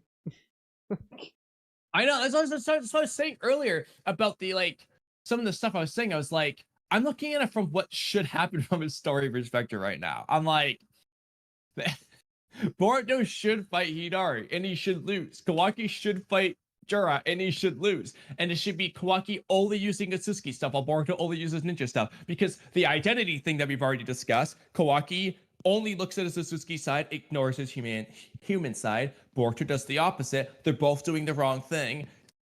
That's storytelling, So, but the problem, I was like, yeah, there would be no cause for predicament if Boruto wasn't concerned about Momoshiki because he's going to fight Hidari. And then to pay off that, Momoshiki actually comes out later on. So we see there was cause to be worried. But if he was just worried about the stupid karma being active now, there's no cause in the future because, okay, it's settled down. Now he's moved on. That scene is irrelevant now. Yeah, bro. Because Boruto wasn't too late because of it. He was right on time. So that would be an irrelevant frustration. So I feel like some audience members are just so ignorant that they look at it from like a real life perspective or like realistically like, well, what should they do rather than again the story perspective. Almost like they just don't watch anime or shonen or fictional media at all and they just but they are comparing watch it more to than I do. I'm at the comment section in general. So specifically I was saying the Cloud Ninja podcast, their comment section just hates me, bro. They hate me over there. I love it. It's so funny. So here, I'll even go to the latest podcast to see if they have it up. Probably this one. Okay, yeah. Bro, everyone in this comment section just hates me. So this was someone either confused or trying to correct me. The Shinju aren't really Otsutsuki. They're more humanoid Biju. In reference to my narrative At this point, analysis. I've just gotten used to it. I know what you're talking about, especially since Ten Tails might be Atsuki anyway. So that, yeah. Really quick, so I didn't get to stick around to hear about the hashtag free mellow. Did you say anything about that, or did they say anything about that? They did because of your super chat. Yeah. Okay, well I guess I'll have to find out on my own. Say much about it though, really. What? Did they have any idea what I was talking about? I mean, Free Games said that it was Barra's idea and that they told you that Mello got in a fight at McDonald's again or something. And then he was like, it was Barra's idea, and then they kind of just moved on. Yeah, okay, well. Yeah. I don't know if they even know I made a video about it or anything. Or like a community poll or it's so funny to me. I'm thinking they don't. Exactly. Yeah, so like a bunch of comments on here. Ood, you are just disgusting. By the way, misspelled disgusting. The way you debate, vomit emoji. Respect others' POV. When it's from the past equals we will never know. I don't even know what that means. I like What? those open doors which can't be explained, so I trust in Kishi writing and he is cooking well. So people That just is a very. This guy can't be an English speaker. no, bro. So most of these people just disagree with me because within my keto debate, I came across as if I hate the Boruto series. So they automatically have to have me be wrong and hate me and disagree with me in all these comments. Scroll up a little bit. There's one I really liked. The solo plays games one Yes, at the bro. top. I know. Oodie being a self-proclaimed, by the way, screenwriter makes us win so off. I'm guessing what that is he's referencing this part. It's just so funny. But he never elaborates on how, by the way. Also, how does he not understand the Himawari? Okay, this is just the Himawari nonsense. Oh, which again, by the way, they're talking about all of my narrative analysis. By the way, shout out Patrick Torres. You probably remember his name as the mellow guy that always hates in our comment section. Yeah. Yeah, now at least this guy at least doesn't even know who I am. I'm never trying to hear that guy again. Bro ruined that whole pod just trying to hear himself talk. Yeah, I feel like, I mean, you heard me. I don't think I was very interrupting. It was just having the debate with Keto, and that's pretty much it. But okay, with this guy, 38 replies, you already know I'm half of them. Shout out me. All right, now we have to go through these. We can, but for as long as you want. Let me like all my comments. Let me see the original topic at least. Yeah, let me just go through like all my own comments really quick. Okay. It's gotta be done. You can see how many comments there are. God. Alright. I mean, I'll let you read it for as long as you want. In fact, Well, hold on. I I didn't know, even read the I'm whole gonna first I'm thing. gonna expand some comments here. I can very slowly scroll down as I start from the top and go to the bathroom if you would like to read this. I don't know if it's going to work out in terms of scrolling speed, but that's what I can do. I doubt it will, but I really we can doubt try. it will too. All right. Oh, you know what? Here, I'll zoom it in. Therefore, it takes longer to scroll. Technically, probably. And you Okay. can probably read it better this way as well. Okay. So, are you good? Yeah. Okay. Let me go slow as I can. There you go. Oh crap! It's stopped. I see. Okay, Wait, don't worry. it stopped. All right, probably good. Do you want me to read this out loud or what?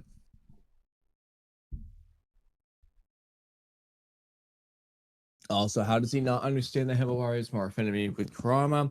Because she has both of Kaguya's son's chakra and DNA as opposed to Naruto, having more than just one of Kaguya's son's in chakra and DNA. To be fair, we can't say for sure that that's the reason for the affinity, but how do you make her affinity only about her healing factor when she's written without a cloak and able to do Bichu Bomb? He's literally ignoring parts of the story and just calling context he doesn't understand bad writing. I know what he's referencing. Oodie needs to take a course in context, clues, and inference before thinking they can write great plays. That's why he wants the dialogue to be corny and explain everything, but the hidden context already does that. In this context, I'm not sure what he's talking about. He takes being devil's advocate to another level. Points hardly make sense half the time, especially when he was disregarding Himbe's lineage. Boruto makes no sense. I'm not self-proclaimed, and this has absolutely nothing to do with a single one of your points. The point is, you can't prove it. Inference isn't proof. Context clue isn't, it is. My point is actually have substance. Ironically, you're ignoring inferences and da-da-da. The burden of the failure to understand logic falls onto the recipient. I'm sorry you don't understand. The understanding is there. You just fail to see it. Try harder. 30 minutes in, you said Hima should have less affinity with Kurama compared to Naruto, as if Kurama himself didn't infer that her Hyuga blood was a real possible factor into her affinity, which makes sense because Kaguya intent is one being which is proof Utsuki genes complement Bijuu. This is, I don't think that's necessarily true, but sound by her, I don't know. Kido is speaking facts. Kurama is saying multiple things. You're assuming that these things are linked rather than different. Kurama never implies his affinity statement is a follow-up of the reason he exists inside Hima, which he lists 3 possibilities, which he isn't sure of. He does seem sure she has more affinity than any of your predecessors. Why is it jumping so weird? If you can't just connect it when it's convenient or benefits your argument, you can say it's likely, that's fine. That's your interpretation. Concubine sentience doesn't prove. Utsuki genes complement Bijuu. That's blatantly wrong. You could call it evidence if you like, but speculation at best. The Senju Uzumaki are clans, not different families, but a group of people. Oh my god, I can't read this out loud and keep up.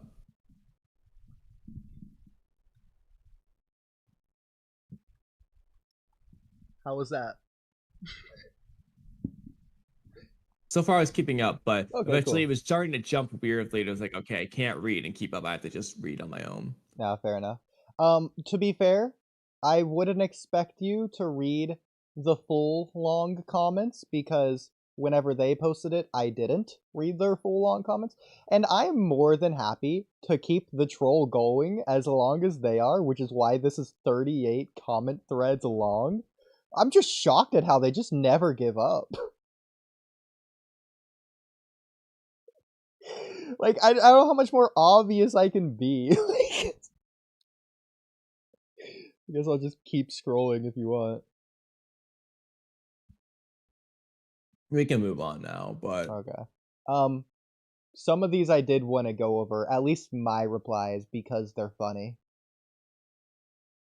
So, okay. just ignore the Himawari stuff and just read my stuff, I guess. You want? Well, just show me which ones. I mean, I don't know which ones unless You I want read me to them. read? And WTF is wrong with speculation.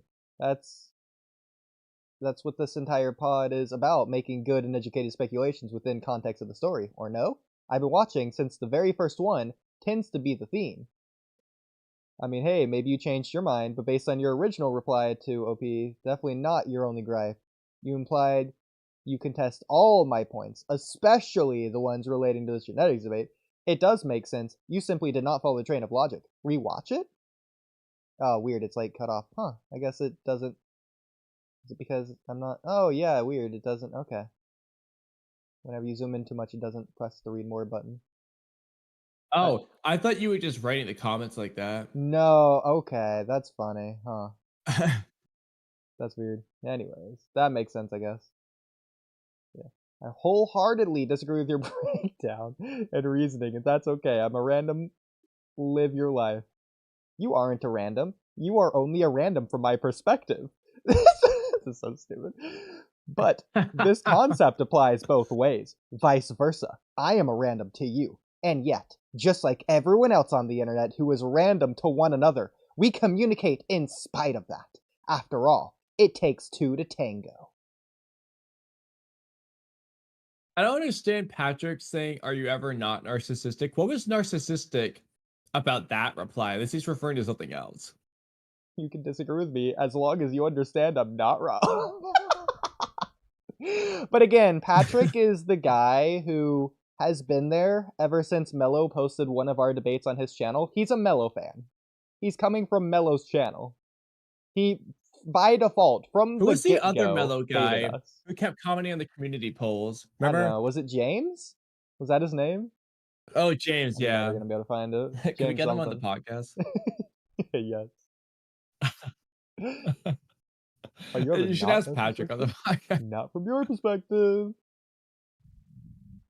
By the way, you're invited as guest on the podcast. Gonna spell it wrong too. I can't believe you argue like this. You just told a person they conceded while continuing to muddy the argument. Everyone can see you debating in bad faith and not able to grasp the hidden context or infer what Kishimoto is trying to say unless it's put into dialogue for you. You said anyone can be stronger, blah, blah, blah. I don't read actual arguments. Okay, so... okay.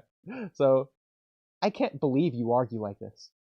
Okay, so you can't believe it. So you are incapable of continuing the dialectics. Concession accepted. Maybe in another life you can comprehend it. This is in response to this. Okay. Being incredulous doesn't equal to a concession. It's like you can't even see the hidden context in that statement either. So usually what I do is I take like the first sentence or two and I only reply to that out of their very long messages that I don't read. But, well, as long as it's only like I can't see it rather than I can't see it, then I'm fine with that because it doesn't matter. I said like because I hope you are actually able to, and I'm still giving you the benefit of the doubt. As always, you'd rather argue semantics instead of the actual point. It's so funny that he realizes that I'm doing exactly that, yet he continues anyway.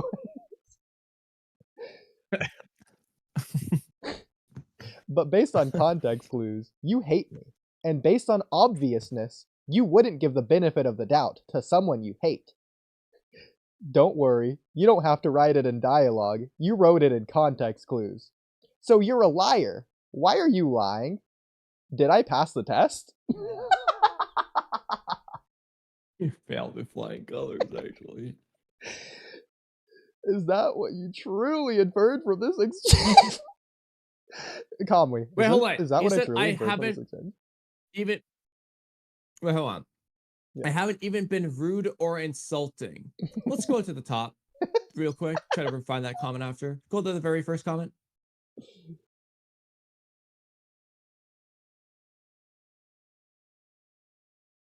I feel like some of this is just a little bit insulting. Like Oodie all being a of it. self-proclaimed screenwriter makes his lens so off. I think Oodie needs to take a course in context, clues, and inference before thinking he can write screenplays. I would consider that insulting to a screenwriter. I would as well. It's a good thing I don't care. I'm sure he said some insulting things in the middle too. Oh, absolutely. Exactly. This is the problem. Sounds butthurt. I don't know. Keto was speaking facts. This right here tells you their entire argument. They just disagree with me and they don't have to substantiate it. They're just going to agree with Keto. Yes, this is blah blah blah. Yeah, just blah blah blah. Okay. Oh, this is towards the very top. Okay, you already read all this. You know what's here? We could actually talk about whatever affinity things, but he left. Oh, he actually left? Oh, yeah, he did. Well, rip Keto. What happened to being right back? Flying colors action. This is my favorite part of this whole conversation. I guess he. You guess he was. You failed with flying colors. It's so stupid. Based on comments not even in the thread, others seem to agree. I don't hate anyone because it's not that deep, but I will let you know when you're being annoying or acting in bad faith. This is about your ego. And narcissism won't allow you. My narcissism, Kamui, is what won't allow me to quit because I need to win this debate at all costs. Well, that's not necessarily being narcissistic. Just being, not liking to lose doesn't make you a narcissist. But Kamui, we aren't even talking about Himawari anymore in this discussion. Like, we haven't talked about her in like 10 comments, it feels like. This is just about my raging narcissism keeping the conversation going. This is so stupid. Oh man, I'm sorry to hear that. Sad emoji with the nose, either. I'm truly sorry. How can I make it up to you? You see, I, as any good debater who properly knows what he's doing, We'll argue 1 point at a time. Okay, this is where I really start having fun. Rather than shotgunning my opponent with an onslaught of points to address all at once. So when engaging with you, this is where I do my actual thing, but here I'm doing it as disingenuously as possible. I think you know exactly where I'm going with this. I go in order of least valuable to most valuable points to address, one by one, until the end. I'm sorry proper debate is so annoying to you. You should really work on yourself. Try and get that fixed for me, okay? You're so focused on being condescending and blah blah blah. And trying to use fallacies that you haven't addressed the point that you missed, blah blah blah. I'll take your silence on the point as a concession and let you focus on Convader. I don't know what I'm referring to here. Oh, I didn't miss it. I haven't got to it yet. 1 point at a time, remember? I don't know what I'm referring to there. That's something. Here's the next point I would like to address in order. Lens. So, this goes back to the very, very top comment of me auto-correcting this. Yeah, the lens. That was my next singular Oh, point in a what? single comment in order of a point of importance. It was that. Lens. He freaking goes off on me about this. And that is the least valuable point? This is a problem with your arguing style. It's all based on semantics and manipulating the story to always be about bad writing, instead of you just missing context. You are still avoiding the substance, so I'll accept your concession and let you spell check these comments. Have fun with that. No, that was not the least valuable point. Every point before that one was increasingly less valuable. This current point, explaining the point system, is one peg above the previous point spell check. See how this is a nice back and forth, addressing 1 point at a time? This is so stupid. I don't get why they say that it's like you only speak of bad writing. These people are stupid, bro. Like how many I mean, maybe you've harped on it with the genetics a lot lately or something, but like Oh no, we've that's the had thing. so They just don't many like me. conversations. Yeah. Like even in this, I went off for like the solid like 5-10 minutes recapping the beautiful narrative analysis that we've come to for the past like month about Jura's identity and how that plays into the overarching themes of Naruto. And one of the guys in the comments was like, "Oh, Oodie just likes to hear himself talk sometimes." Stupid. It's just like, I mean, and I'm down to like keep talking positive stuff. I mean, this podcast has been all over the place here, but yeah, it's just there are problems, and we will address them.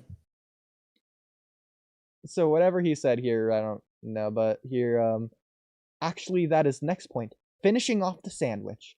That previous point was more important than the lens autocorrect, but less important than least autocorrect, which is now my current point. Autocorrecting whenever he misspelled least.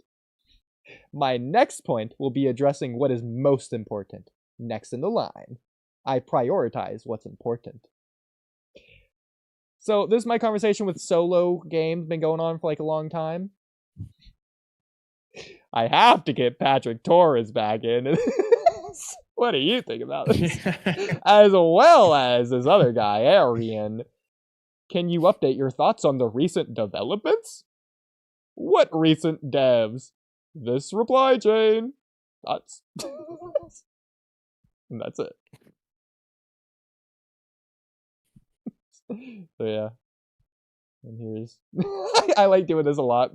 So whenever people say something in regards to bad or insulting negativity, I'm just like, time's up. Just to waste their time. They have to go through and find a timestamp that I'm never actually going to click on. Usually I already know what they're talking about too. This is so fun. But yeah. Alright, back to things that we want to be actually doing. Yeah, PlayStation!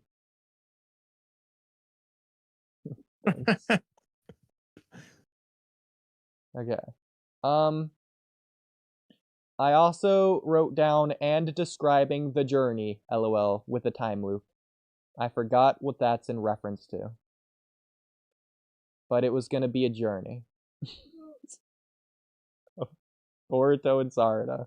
I You guess said just now like it's too home. late. What's the Oh, now it's what's too the late now is it's in too reference to late? the first thing I was saying, to where it's I can't just stitch it into the video. The Koro's gone. Oh yeah. I forgot. Yeah, the shoot I forgot. Yeah. So the home comparison was 1 point. The journey was the other point. I forgot the journey point. And I even wrote down all these other words and describing the... Like, I didn't just write journey, because I was afraid I was going to forget the point. And I forgot the point. Even after elaborating, because I was afraid I was going to forget. But it was going to be a journey.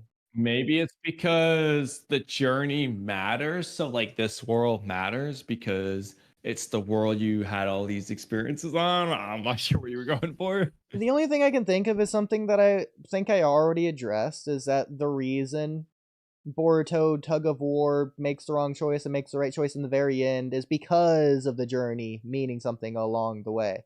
So it's this Sarada Yeah. that convinces him and changes his mind about all the universes, or this one in particular. There's also a story, people use this a lot just in general as a story, is that, oh, there was this guy who was walking on the beach, and there was like a bunch of starfish were washed up on shore, tens of thousands of them. And he was trying to throw them into the ocean one by one. A guy comes up to him and says, "You know, you're wasting your time. You can't save all of them, right?" And then the guy throwing the starfish back in the ocean looks at him and says, "Well, it mattered to that one." Yeah.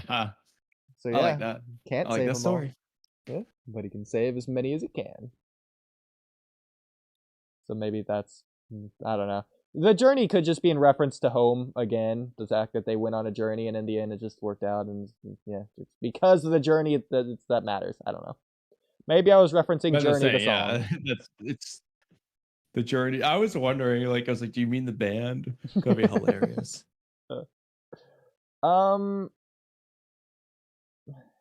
We could do these last two, I guess, as well as. Yeah, well, screw it. Let's do yours first. Haven't done yours in a while. I think, do you want to get into this real quick? Sure, yeah. What do you think about this objectively bad take? So I saw not every entry is bad, but like this is just a bad list. So I saw this and I was looking at it, and I was just looking at it for a long time, realizing that I was looking at it for so long because of how bad it is. Like, it's so bad, it made me look at it for so long, I didn't even realize how long I was looking at it for, because I just wasn't clicking in my mind, I just wasn't comprehending it. So, again, I was like, okay, Fourth Grade Ninja Wars #1, I can understand that. 5 Kage Summon at #2, a little bit suspicious, but I disagree, I can but understand still. it. Yeah. But, I disagree too. I wouldn't put either of those as #1, but like, I can understand. I don't agree with 5 Kage Summon #2, but I can at least somewhat understand. Also, back to But back. when we get to Coda, like, this guy must have really loved the end of Naruto. Like, everything after Pain just yeah, peaked. exactly. But like, I mean, even then, like no offense, 5 Kage Summon's not going way up high on my list. I like the arc, but I just don't think it's like one of the peak of the peaks arcs. But Coda Salt arc so high is already like confusing. First of all, when we consider Boruto arcs, notice how the Kawaki arc and the Momoshiki arc aren't on this list. So it's not just that he's a Boruto fan, it's Code, Prophecy, and Homecoming arcs. 3 of the worst.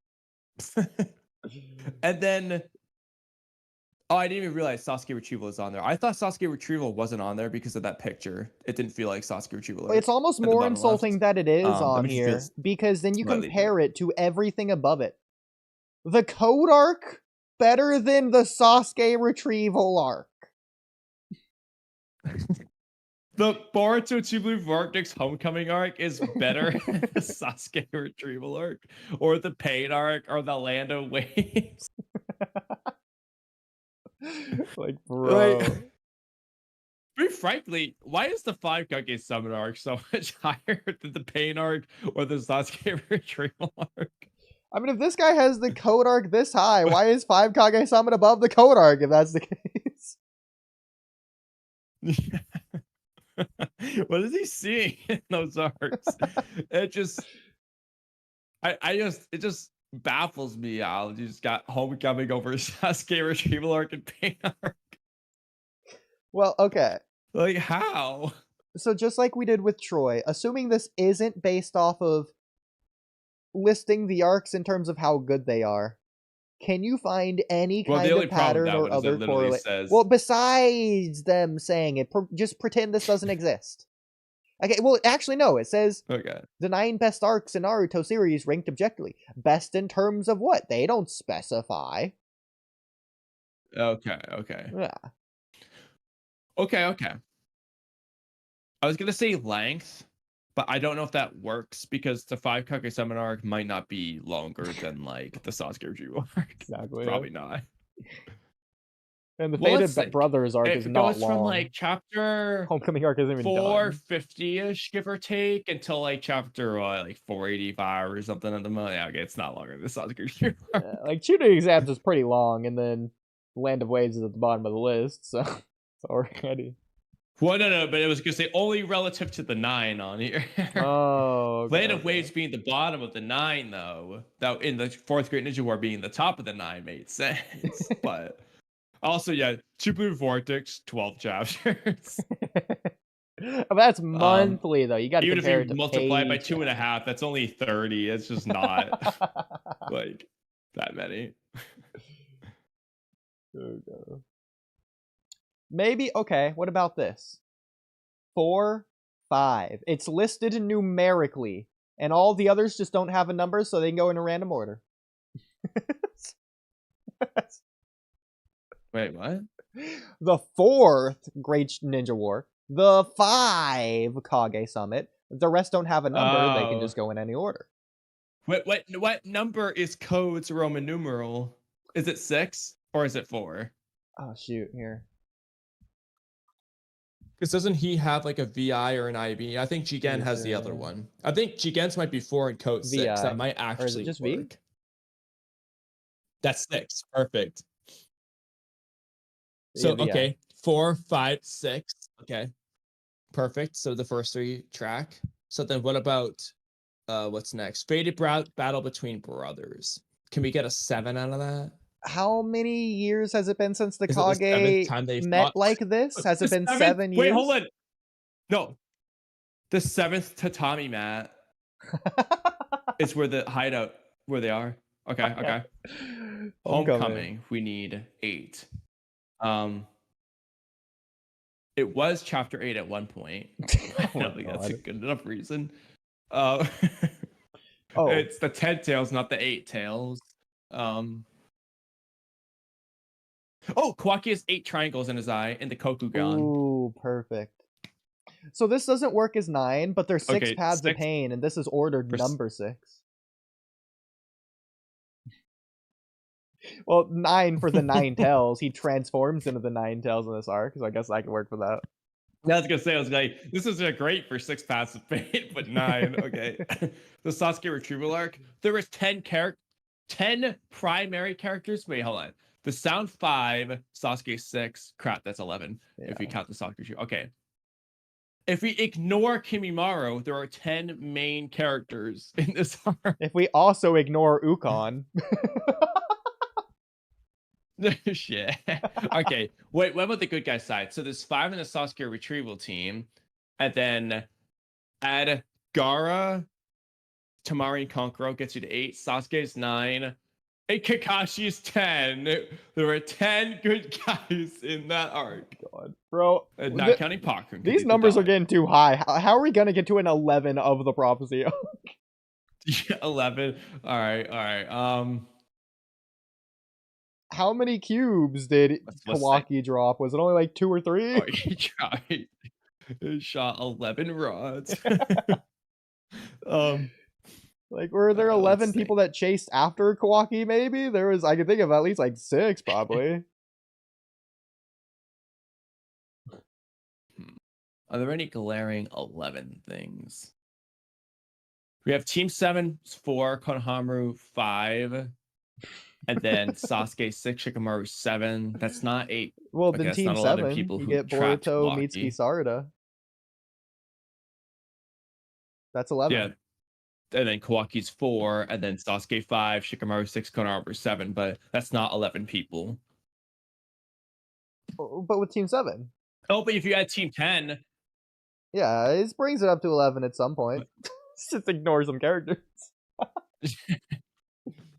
If not, well, then that Ada and actually was only Damon. If 10 not with them, Team then 10. the We random just need people the that chase 11th after. person. Yeah. That's 11%. Yeah, one of the random people will count. Oh, Ada 11. There we go. There we 11 go. major characters in that arc. All right. So Land of Waves 12. I Land feel of like Waves there's 12. I got 12 one. mirrors per side of the dome. That's what I was gonna say. 12 mirrors at the dome is what I was gonna say. Oh, there's definitely more than 12 mirrors in the dome. I meant per side. Even though it's a circular dome, there's sides now.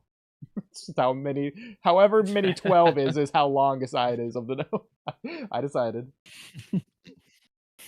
Oh, maybe they get 12 symbol needles, but I think they get like 30. In there. Bro, that's a good stupid question for like a trivia. How many Senbone were sticking out of Naruto or Sasuke? Yeah. How many Senbon did Naruto fling out of his body when he used Kurama's power? We could also probably ask I'll write how that many. down as an intro topic. Okay, I like it. How many Senbone did Haku shoot in total? Or I guess throw, but you know. That's another interesting one. That'd be impossible to track. Probably possible. But I'll write it down anyway. Alright. So stupid. Oh, you know what? How many dogs were there? There might have been 12 dogs. So I remember that, or is that just a false thing I'm remembering just because I'm trying to think of the 12? Nah, there wasn't 12. Okay. How many dogs were there? 7 or 8 or something. Okay, whatever.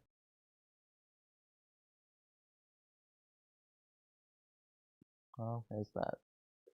We could also do the other thing to where we pretend to be this guy and try to narratively argue this list is correct. I'll let you go first because I did it last time. Okay, do you want me to start from the top or the bottom? I knew you were going to say that too. I mostly went bottom up. I did do a midway. I started with Damon, which was in the middle, and I argued up and then down, or down then up, however I did it. But I think I argued from Damon up and then down. But you don't have to copy me. Okay. Well, okay. Well, then I think it goes makes back more to my sense question. to work up. Work up. Okay. So Land of Waves, it's good, but it's the first arc in Naruto, so it's really old compared to all the other arcs. It's the oldest arc, so as good as it is, you can't rank it above all these newer arcs just based on how old it is. So that solidifies why it's last on this ranking, but above all the other old arcs that this is better than. In the Prophecy arc, it's one of the newer arcs. Also, Chapter 79 is better than all of One Piece. And so obviously that would make it very high compared to all the other arcs. That's why it gets number 8. Because all these other arcs are still better than all of One Piece as well. Chapter 79 is still better than all of Fiction. But all these arcs are transcending above that as well, obviously. And Sasuke Retrieval, it's the best arc in Naruto, but I placed it in 7 because all these other arcs include retrieving Sasuke as a theme as well. And so that bestness just carries over to these other arcs. And so the Pain Assault, I mean, everyone already knows Pain is the best arc of all time. Kamui, don't you dare clip me when I say this. Pain is just so iconic. It feels like the ending of the series. And so, in fact, Pain is like in the middle of the series, and so it deserves a rank in the middle of this list, just as best arcs. Like, that's how, like, you know, like the narrative power scaling works anyways, because you always want the next villain to surpass the last. And so it makes sense with the Homecoming arc, it would be next because it surpasses Pain arc because it comes after the Pain arc. And so it would narratively surpass it because its ceiling is above. And because you always want your next protagonist, antagonist theme to surpass the previous one. So it makes sense that development of it is just above the Pain arc. And you have Fate of Battle of Brothers.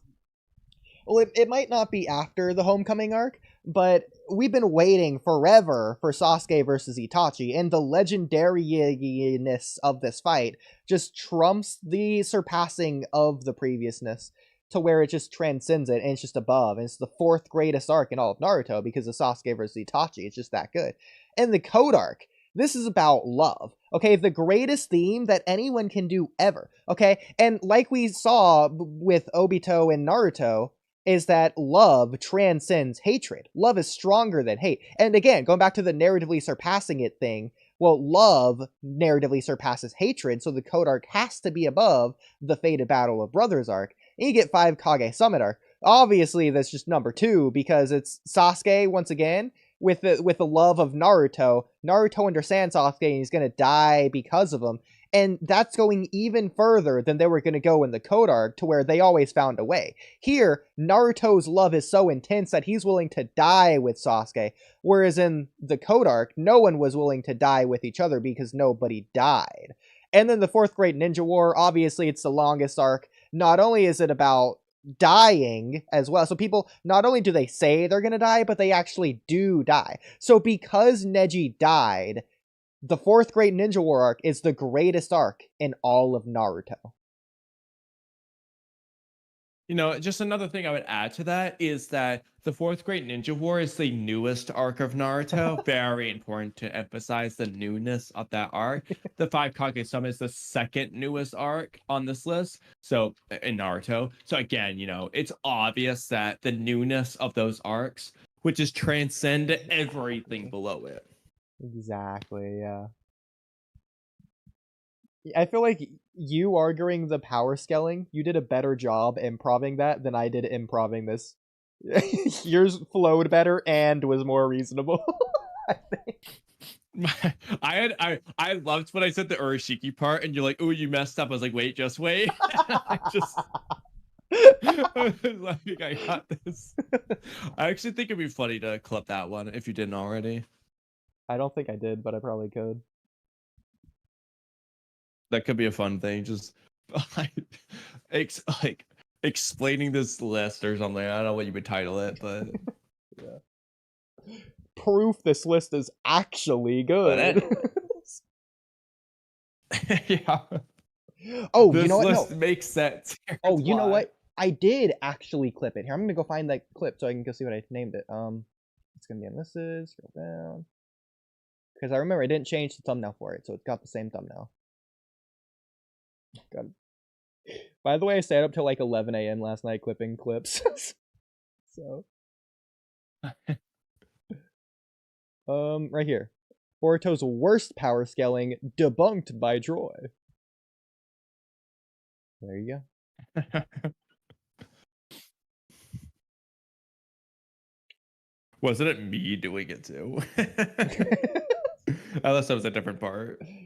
What did you? Oh, okay. Do you?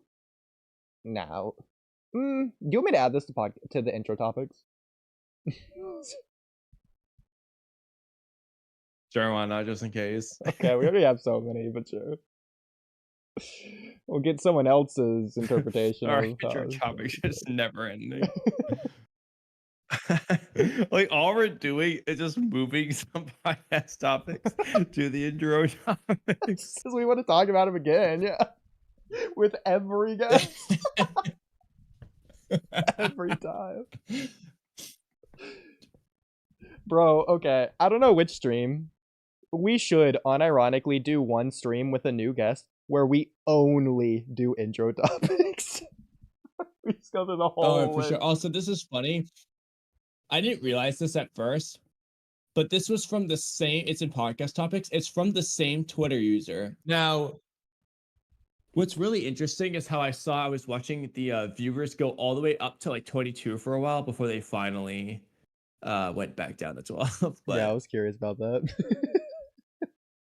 How many chapters? I was wondering, I was like, bro, why is our views going up as we do this? Oh, y'all now, Luke Lano asked, how many chapters is this arc going to be? Are you referring to our troll arc or the actual arc?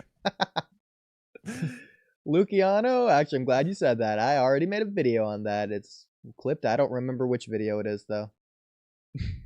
So go check the channel. How many One of chapters them. did you say for this arc? No, I don't remember in that video. Well, assuming, I mean, we can just quickly go over it anyway.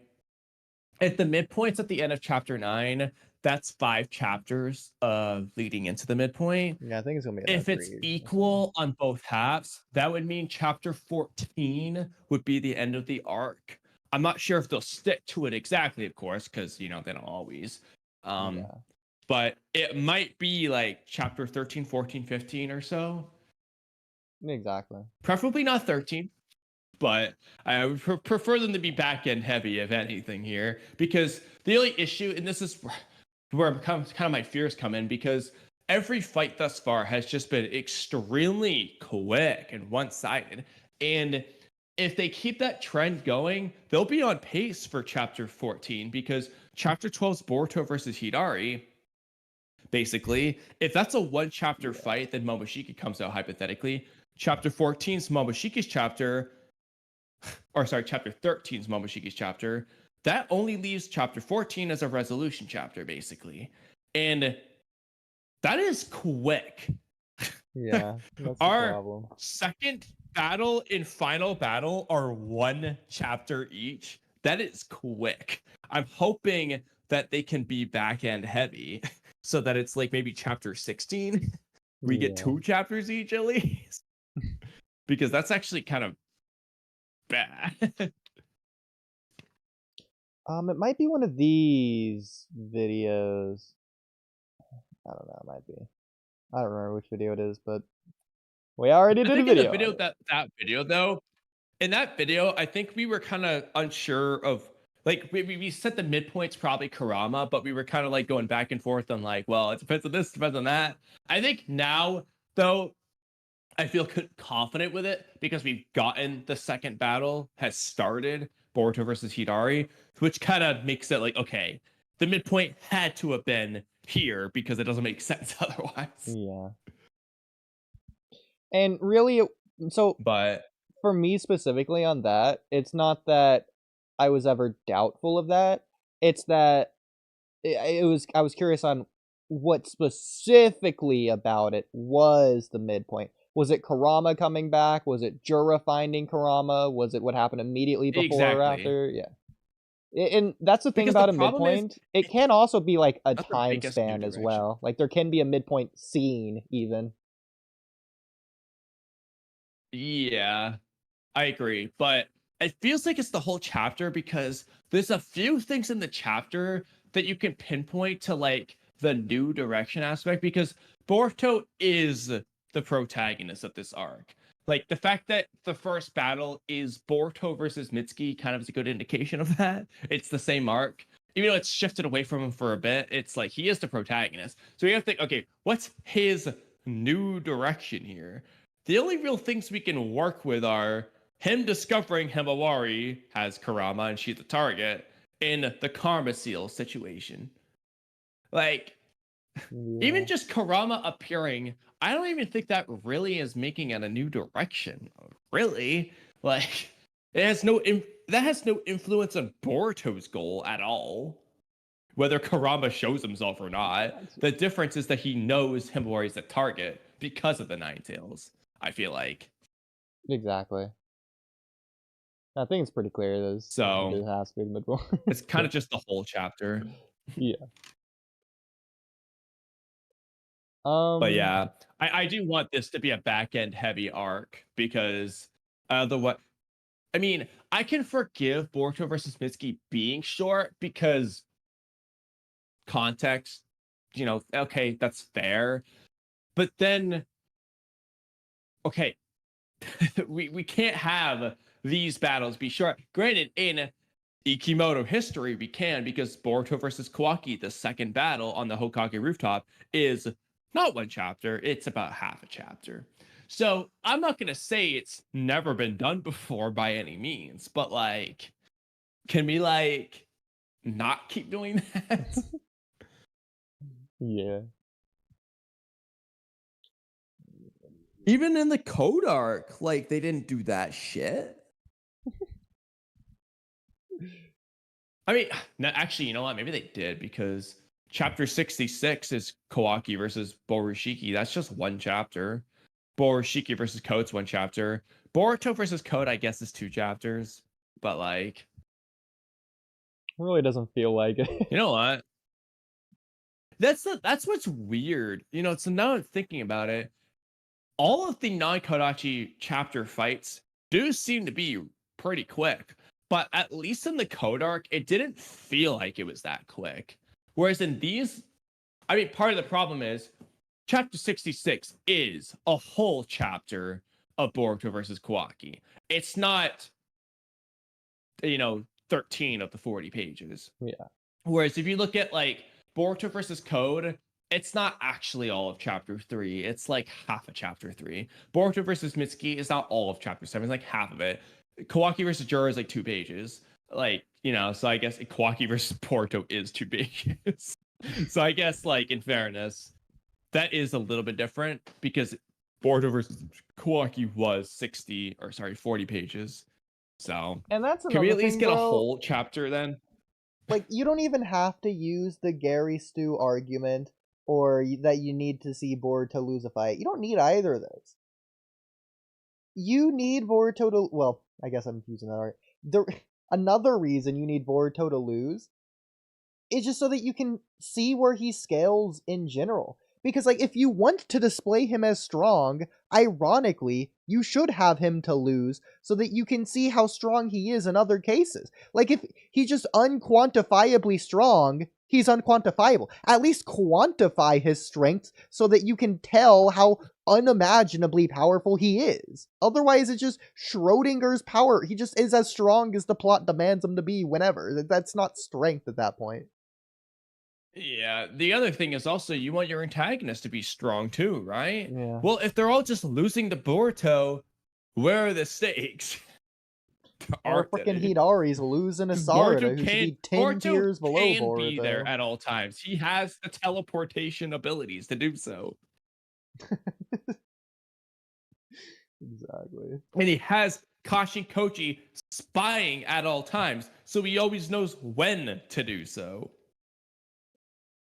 He just doesn't have the chakra to do so. But Boruto's already lost some things. Like, he doesn't have to win the physical fight to lose. I mean, he technically started the series in a loss.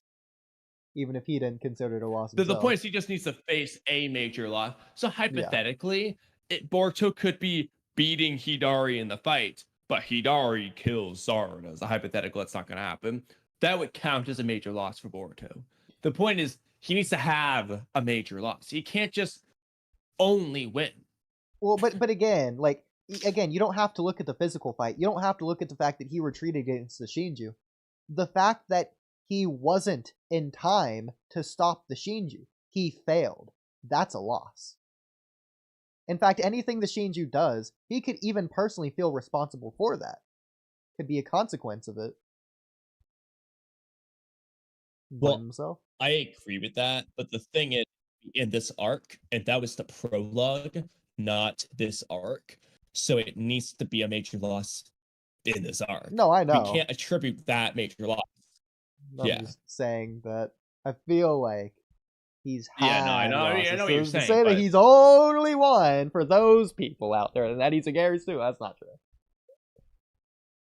true. She has basically only one, but the one loss he has is being too late with the Shinju. Yeah. But yeah.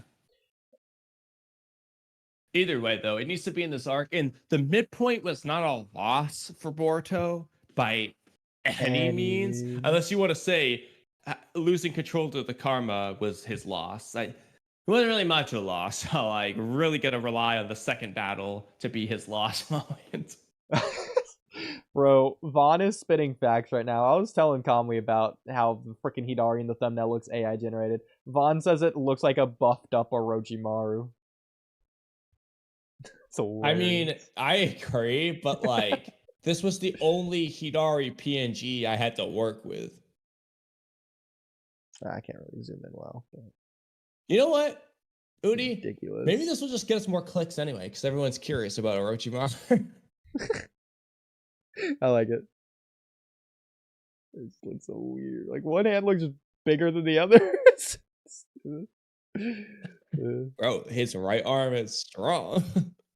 And so, by the way, I was listening to this 1 minute in the podcast.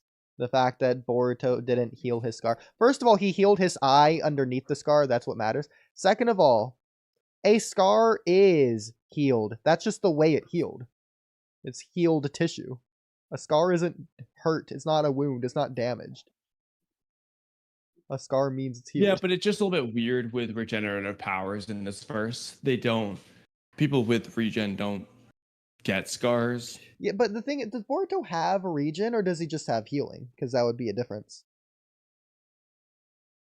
Well, they're the same. It's just regen has the connotation of being stronger. But I don't think they're the same. yes, he has. I think. Well, they are. I'm pretty sure they are the same. It's just they have different connotations. But Boruto has healing, yes, and he realistically should be able to heal a cut and just not have to be scarred. Like, just heal it like any other scratch. No, if he is accelerated healing, that's just gonna make the scar heal quicker. If you have accelerated healing, Why that is doesn't it a mean you scar? can heal things that you couldn't have but healed for example, anyways. But if you scratch yourself on the wrist with a knife, you're not guaranteed to have a scar. So why did you get a scar instead of just healing? It depends how deep. But the story does not. The story didn't even address his healing powers. That was the other thing. No, If I they know just it's said absolutely terrible. Something like, if it just said something like the wound is too deep, so it can't heal fully or something, or it's gonna leave a scar, or whatever. Okay, problem solved. But like just for don't address example, Hashirama had healing. He didn't have regeneration. His freaking telomeres were shortened. I don't know how he did it. He just did it. If Hashirama's arm gets cut off, he can't heal that limb back. He can only increase what he can Well, we don't heal. know. He doesn't get access to greater healing abilities.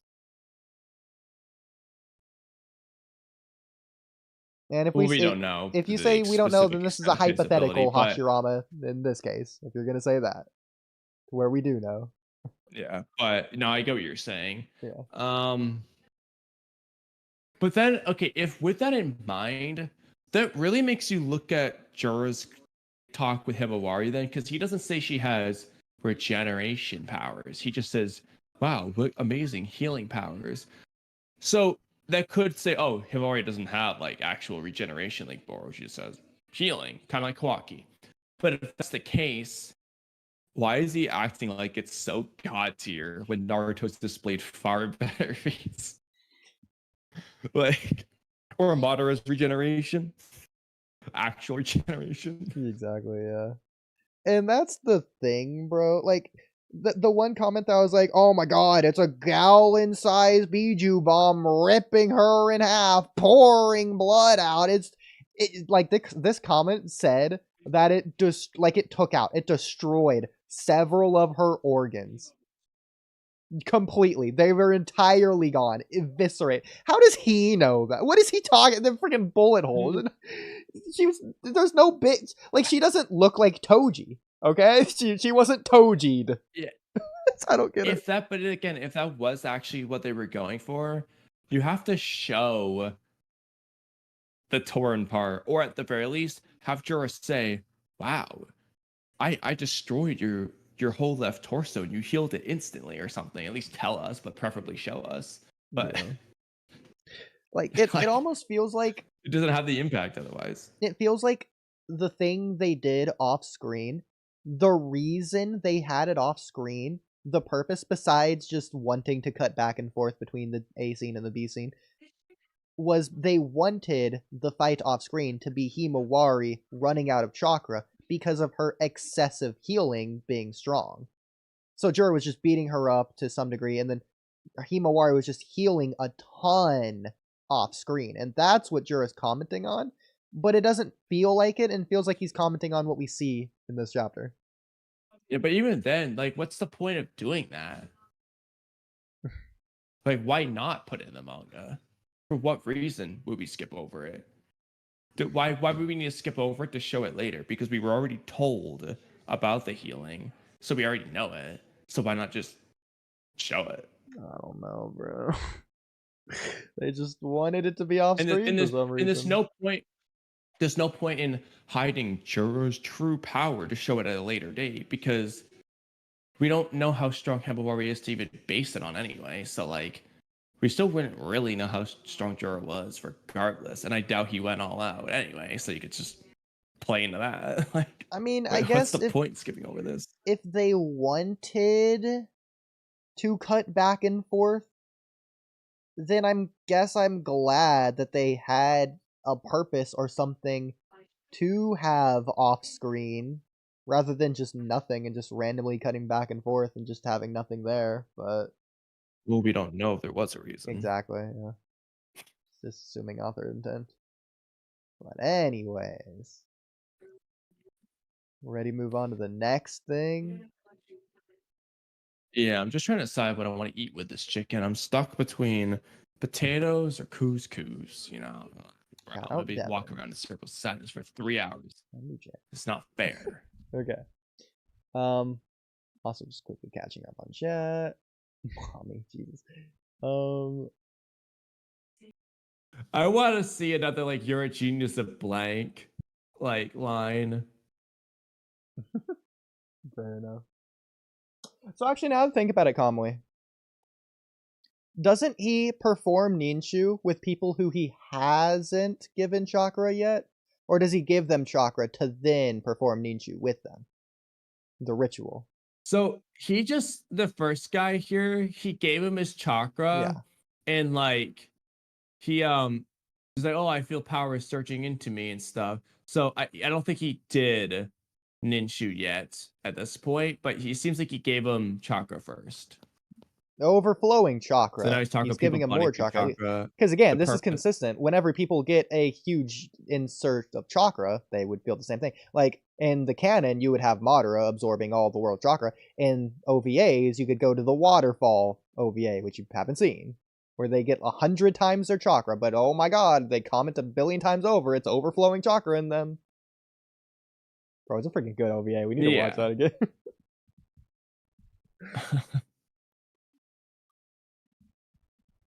I'd be fun to watch him. I'm just kind of trying to skim through this. I just want to see when he might say some things. Okay, passed on my chakra. He just keeps saying passed on my chakra. I want a line referencing because they all act like this is the first time they got it, so they've obviously never used it before. But like, I want to see if it references whether or not they had it before in this arc, or if they just don't address it. By the way, for whenever he starts explaining Ninshu, don't get all high and mighty excited. Oh, I was right, see? For whatever nonsense explanation he says about the Ninja Creed ritual Ninshu, because Ninshu isn't the Ninja Creed. Separate.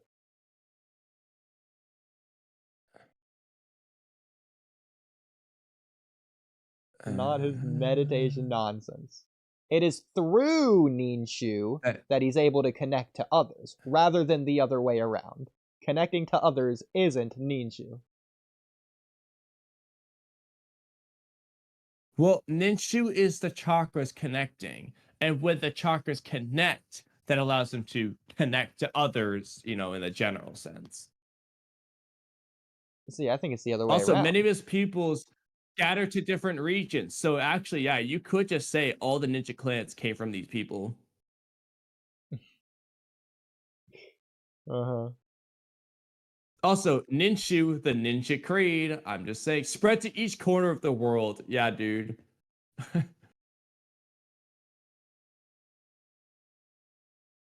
Nonsense. Well, I'm literally quoting him. Yeah, well, Hagoromo's nonsense.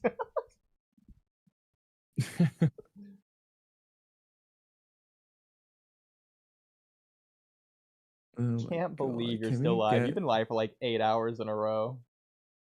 I'm not live. I meant perpetually, Kamui. I don't mean literally you. Oh. God. I was gonna say, like, I ended this forever ago. I know, it feels like, how long has this live been going? 5 hours.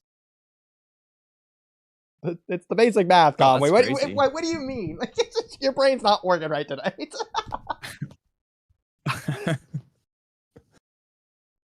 Well, I don't know. It feels like I just started when you started. Okay. No, he's still alive. Shh. Sorry, hey Session. Didn't mean to upend you on that one. Well, while you look for that, Horizon says, I see Kawaki right now as gained everything, but truly had nothing, just an idea. That's an interesting I don't idea. think I'm gonna find what I'm looking for. Wait, what did he say? I see Kwaki's gained everything, but what? Truly had nothing.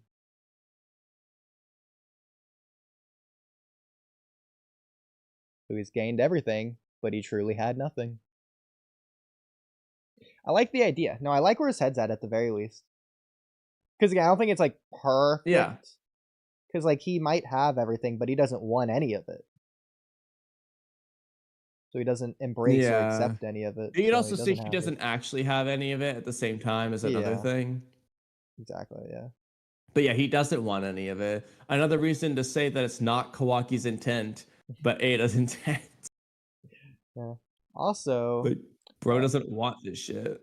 what if a factor in Boruto becoming stronger is not only that he can protect others that he cares about, but to also win fights so that Momoshiki can't take control? Well, you see, I feel like you took a step backwards with this one, Yeah. Horizon. And again, no offense. But like, I feel like we were doing some more of the quote-unquote in-depth analysis, and we're going back more towards the surface level type of stuff. Like, I'm not saying we were very far in the depthness, but I don't know, maybe I'm being too mean with that one. I'm sure he wanted, to protect people from so that he wouldn't need Mobushiki's help. But yeah.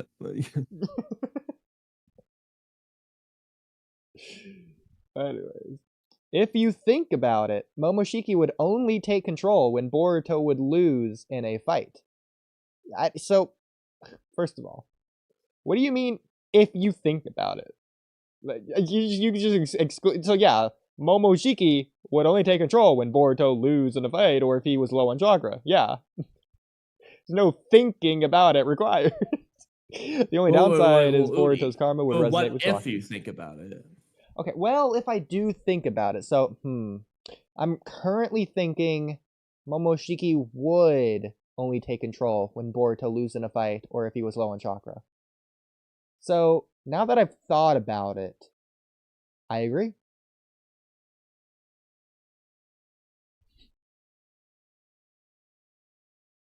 I'm a jerk. I don't think I'm gonna find what I'm looking for. Doesn't This is exist. just distracting me still. I think that it's just that they act like they'd never had this power before, which again, they could have just not used it before, but they always talk like, oh, I gave him my chakra, I gave him my chakra. They never say they always had this power but didn't know how to use it. Like they never say that. So it feels like they're implying that Hagoromo just gave him chakra.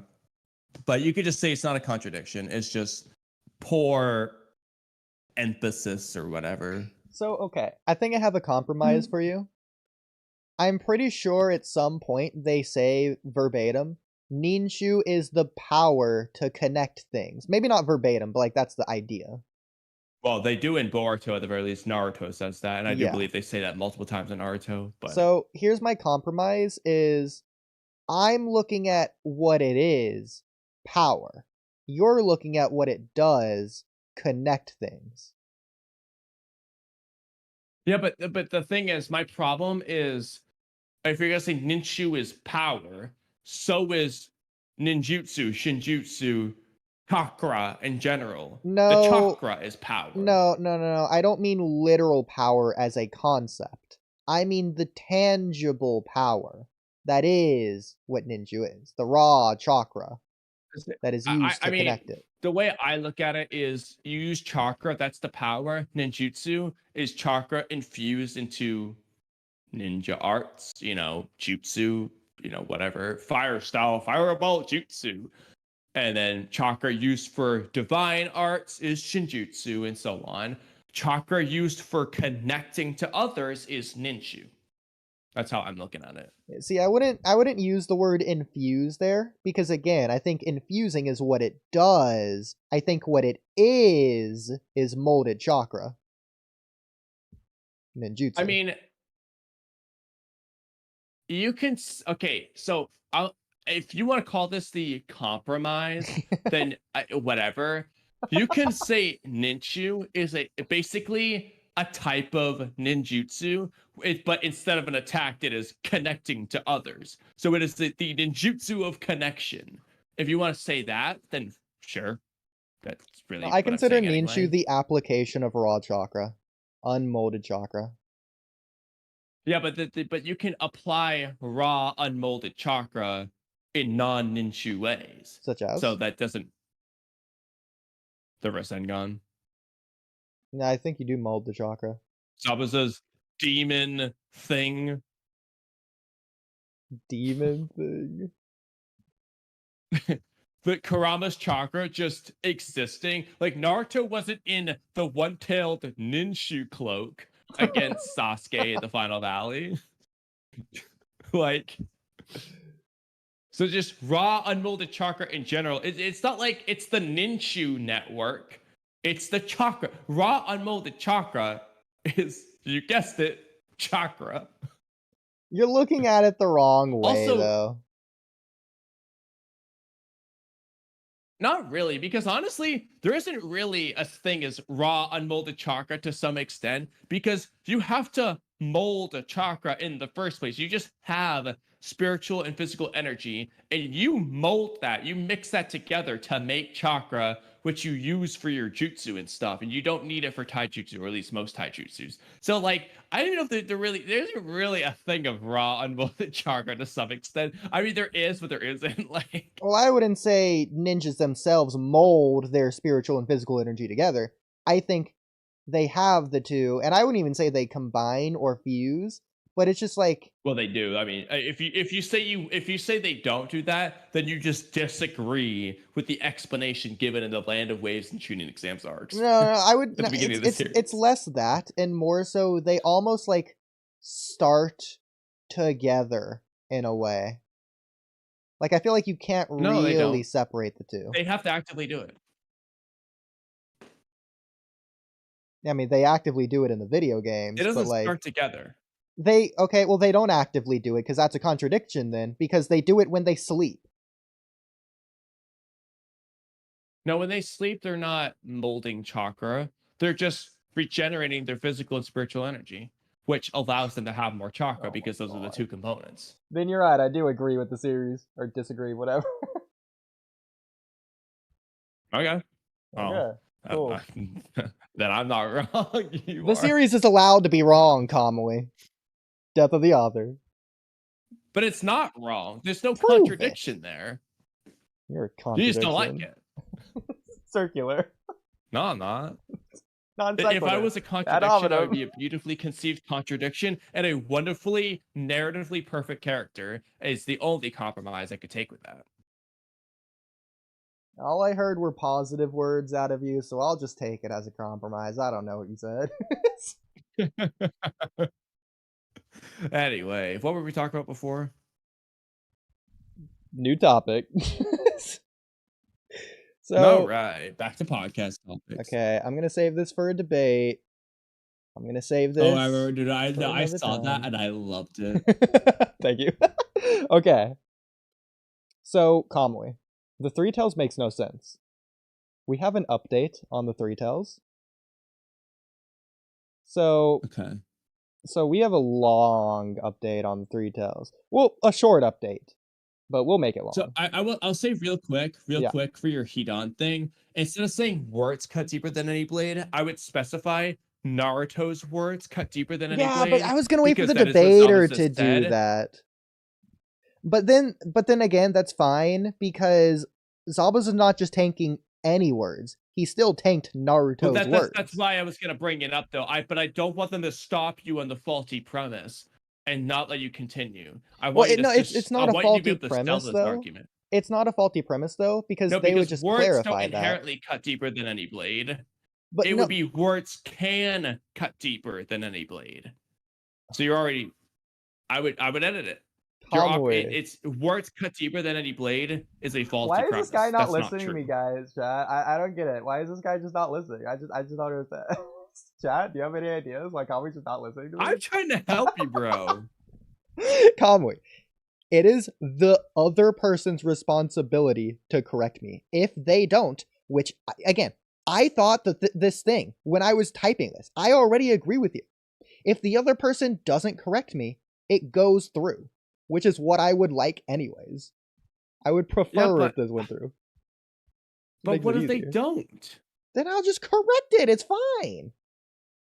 It's not some losing Hi. battle or anything. Well, it depends on who you're debating with it. Someone might not let you go. So again, like remember when I debated Mr. Spiraling on 9.8 meters a second? I was obviously wrong. It didn't matter. He didn't correct Okay, me. but that was worth it. Okay. You know what? Actually, I think I picked out who you should debate on this. Yeah. Oh, okay. Okay. Well, that will be the thing that we let him on the podcast for. Gotcha. Okay. Is this? Okay. I'll try not to say anything. This, that, and let me find which comment it is first of all. Oh my god, I don't know freaking comment. If I just didn't put it on here, I'm gonna be sad. What's the general topic? Three tails. Vaguely speaking. Okay. Oh, this right, one. right, Okay, right. okay, I got Back it. to Okay. that.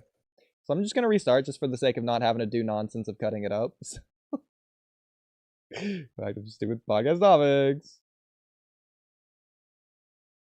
Make sure I'm sharing my screen. Okay, I'm already caught up on chat. All right. But okay, even if That's an interesting idea. I got a tier list if Oh you can my write this God. down because I'm away. Writing tier list ideas. Ranking Tail Beast by smartness. all right, then we gotta include everything in there. Maybe even Jinchuriki. Well, it depends on whether it's going to be a solo stream or just part of a tier list stream. So we Oh, could just sure. do the Tail Beast, and then we could do the Jinchuriki separately. Yeah, but I would like to include people like Jura and Hidari on there. Okay, we can include them because they're kind of like Bijou. Okay. We can include the Ten Tails itself. Would we include Himawari since she is Nine Tails and Kaguya as well?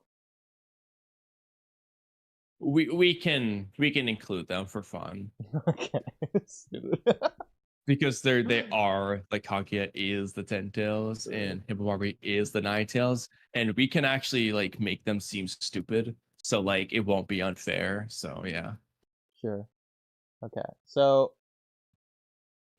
we have another comment from Zante Bensley, and by the way, just for the sake of names, the other guy, the girl, whatever, they, them, even was named. Yeah, I can't believe you just ignored his name. Sonic the first time like A, that. the Werehog, 1915. There you go.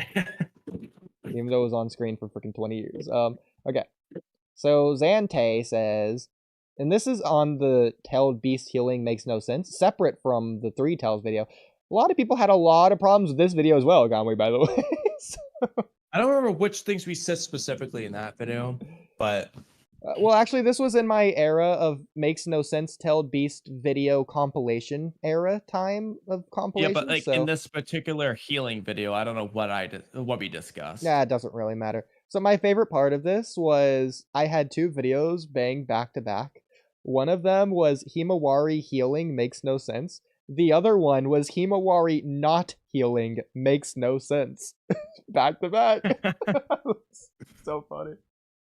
No one commented on it either. That's how you know they're like first time people like, oh, how dare you say my favorite series makes no sense.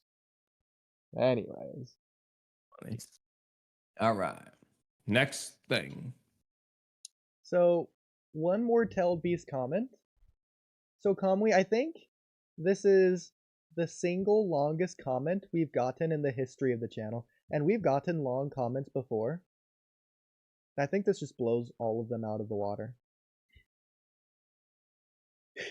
So, shout out Injaner Konev.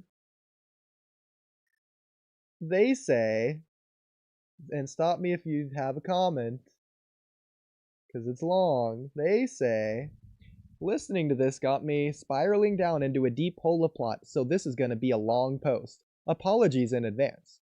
The TLDR is, pretend whatever permanent damage the tailed beasts get over the story is just not there.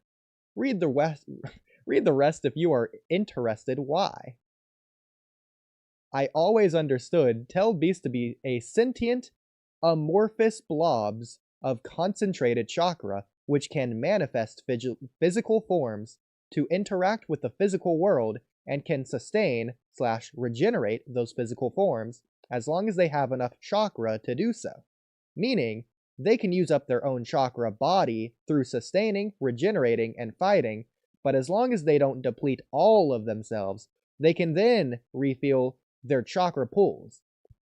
And if they happen to quote-unquote die, it would mean they either used up everything or the Jinchuriki got offed, resulting in dispersing the tailed beast chakra, and what they describe as a tailed beast always get reborn, later following from this logic, means the time necessary for enough of that sentient chakra to form back around the tailed beast's soul, like a gravitational pull, or however you think it would work. Why their physical manifestations and character traits are always the same and not whatever they decide them to be, I could then explain with Hagoromo giving them those characteristics and traits. When he split them, he gave them sentience and personalities. This Good. would... So far, I'm yeah. following him. Okay. Very interesting, all the possible ideas. If we explain tailed beasts working that way... So far, I like his comment. Yeah. That creates no problems with the versus rules that I can currently see, and all of them should be fully capable of regrowing any missing parts. On the other hand, here is a list of things, other than my brain, that would break if tailed beasts are not capable of healing/regrowing/missing parts. He lists 5 different points. Point number 1. The actual manga statement confirming that they are made of pure chakra, and when they die, they indeed reform that body of chakra around a soul/sentience. So their physical form should be, for all intents and purposes, a manifested avatar to interact with the world and channel chakra through, and it should not have organs or limbs that can be permanently damaged and impossible to reconstruct. I completely agree. I agree, except for the fact that they have flesh, as stated by Kurama. And I think those are like Shadow But Clone's that's- flesh, though. It's not real flesh. that's fine. But I mean, yeah. Yeah, again, it's just like an avatar. Almost like a Susanoo, but instead of comprised of chakra, it's Yeah. comprised of flesh. But both are still used from chakra. It's almost like molding it. It's almost like a nature element. In this case, instead of freaking wind style, it's human style. Or like anatomy style. I don't know, physics style. It's make a body. Yeah, Kurama, it's Fox style. Fox style, yeah, exactly. So number 2, Reaper Death Kurama Seal. style sounds like a good style. Kurama style. You going along with the Uchiha style that Boruto learned. So, by the way, we are at... We need to end in 14 minutes. Kurama style could be a real thing. That's like when Naruto runs on all fours. He's using Kurama style. Okay. We'll, not like that. We'll finish this comment and we'll end stream. Releasing the Reaper Death Seal. The sealed souls... This is your point. You love using this. The sealed souls then do not go to the afterlife, but stay inside of the Shinigami. Its stomach? I don't remember. Kurama being alive doesn't make sense. Surviving being split in half. But Kurama being a soul does. And half a soul being able to pull half the amount of chakra into Naruto also makes sense that way. Releasing the seal is also shown to release souls, but Orochimaru needed corpses to put them in. No physical form ever got in or out of the Death Reaper seal. Yeah, it's only the soul. And you love mentioning how when the Reaper Death seal is released, that it's still inside of Minato instead of just out by itself. Yeah, it stayed inside Minato, Yeah, same with the other as we saw. Hiruzen clones. Well, the Hiruzen clones just, I don't know, they just disappeared. Kishimoto forgot. Number 4. Extracting tail beasts. Like, technically speaking, yeah, the Hiruzen shadow clones should have come out. I mean, you could say that they poofed away, but like, That's what I the always say. Reaper was shown eating them. Yeah. You were the one. Yeah, you were the one I was arguing with this about. I remember you were posting the stupid manga scans. I was at work. I remember that. Anyways, number 4. Extracting tailed beasts from Jinchuriki via the ghetto statue is particularly depicted as just transferring enormous, by the way, Kamui, shock on the body because of enormous amounts of chakra from one vessel to another. They don't mention the shock. I Sorry did. to burst your It's bubble. implied. Yeah, I know. It's the subtext. Come on, it's not. Kamui. Do you need everything written out in dialogue for you? Just look at the context clues. It's obvious. It's obvious Kishimoto's intent. You aren't just gonna assume his obvious author's Gaara intent. didn't even look shocked. Gaara and Killer Bee don't look shocked. You're making me look shocked right now.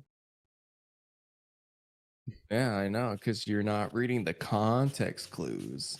You know, that guy was right. Screw the You context. need to take I'll a read the class comments. in context clues. Because my raging narcissism. Number 5. A living, breathing creature would mean the tail beast would need to be reborn after death instead of reformed.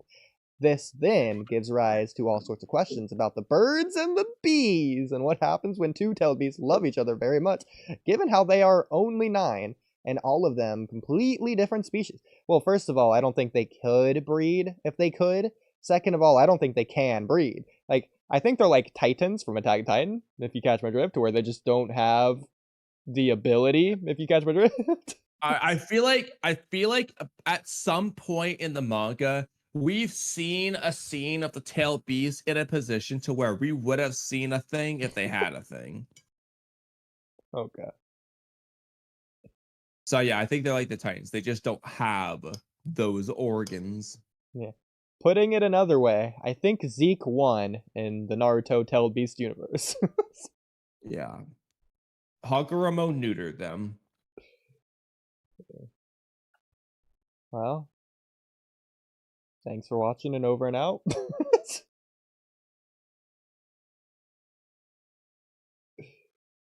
We got 5 minutes. We can read another comment if you want, but I don't want to go over. Better be safe than sorry. That's up to you. You're the comment guy. I am the common guy around here. Okay. This one's short. This is a reply to the Orochimaru guy. So, from Dominic Adu Giafim Pizui 5 Kuye. I'll let you read this one, because I feel like you're going to like this one. Mitsuki didn't even. Mitsuki didn't even. Yeah. Mitsuki didn't even.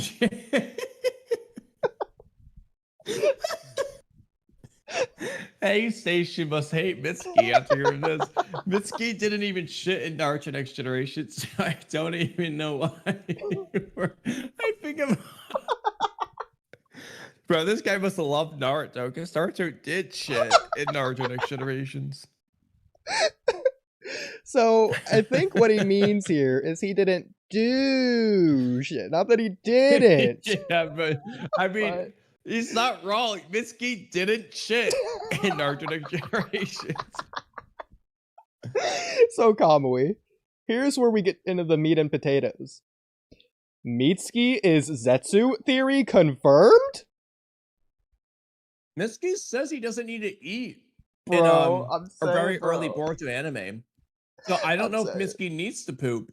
Mitsuki, because it makes sense, especially considering Orochimaru took a white Zetsu body. We don't know at which point Orochimaru did the body transfer jutsu, before he made Mitsuki or after. Seemingly after, considering it has to be done every 3 years. And then Mitsuki seems like he was done after 3 years, considering timeline stuff, but you never know. Mitsuki could be white Zetsu. I mean, even if he did body transfer, I'm sure he probably, if not kept the old body, at least kept the DNA from his old body, the blood of it, the cells of it. I don't know. Now we got something.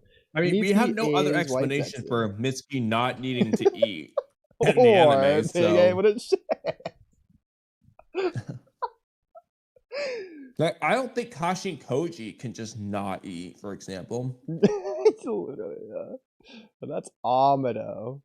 So Mitsuki has to be white Zetsu. I mean, have you seen his skin?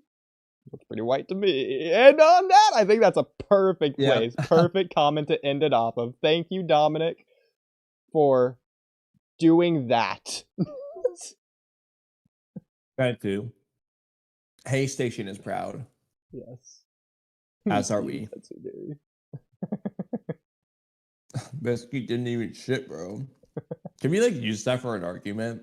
Yeah, I think so, yeah. Then where Like, do we dude, scale the Mitsuki didn't even Zetsu? shit. Like, do you mean he didn't do shit? No. Like, he didn't shit. I love that comment so much. Naruto did. I think you can tell why I screenshotted that one. Yeah. And over and out.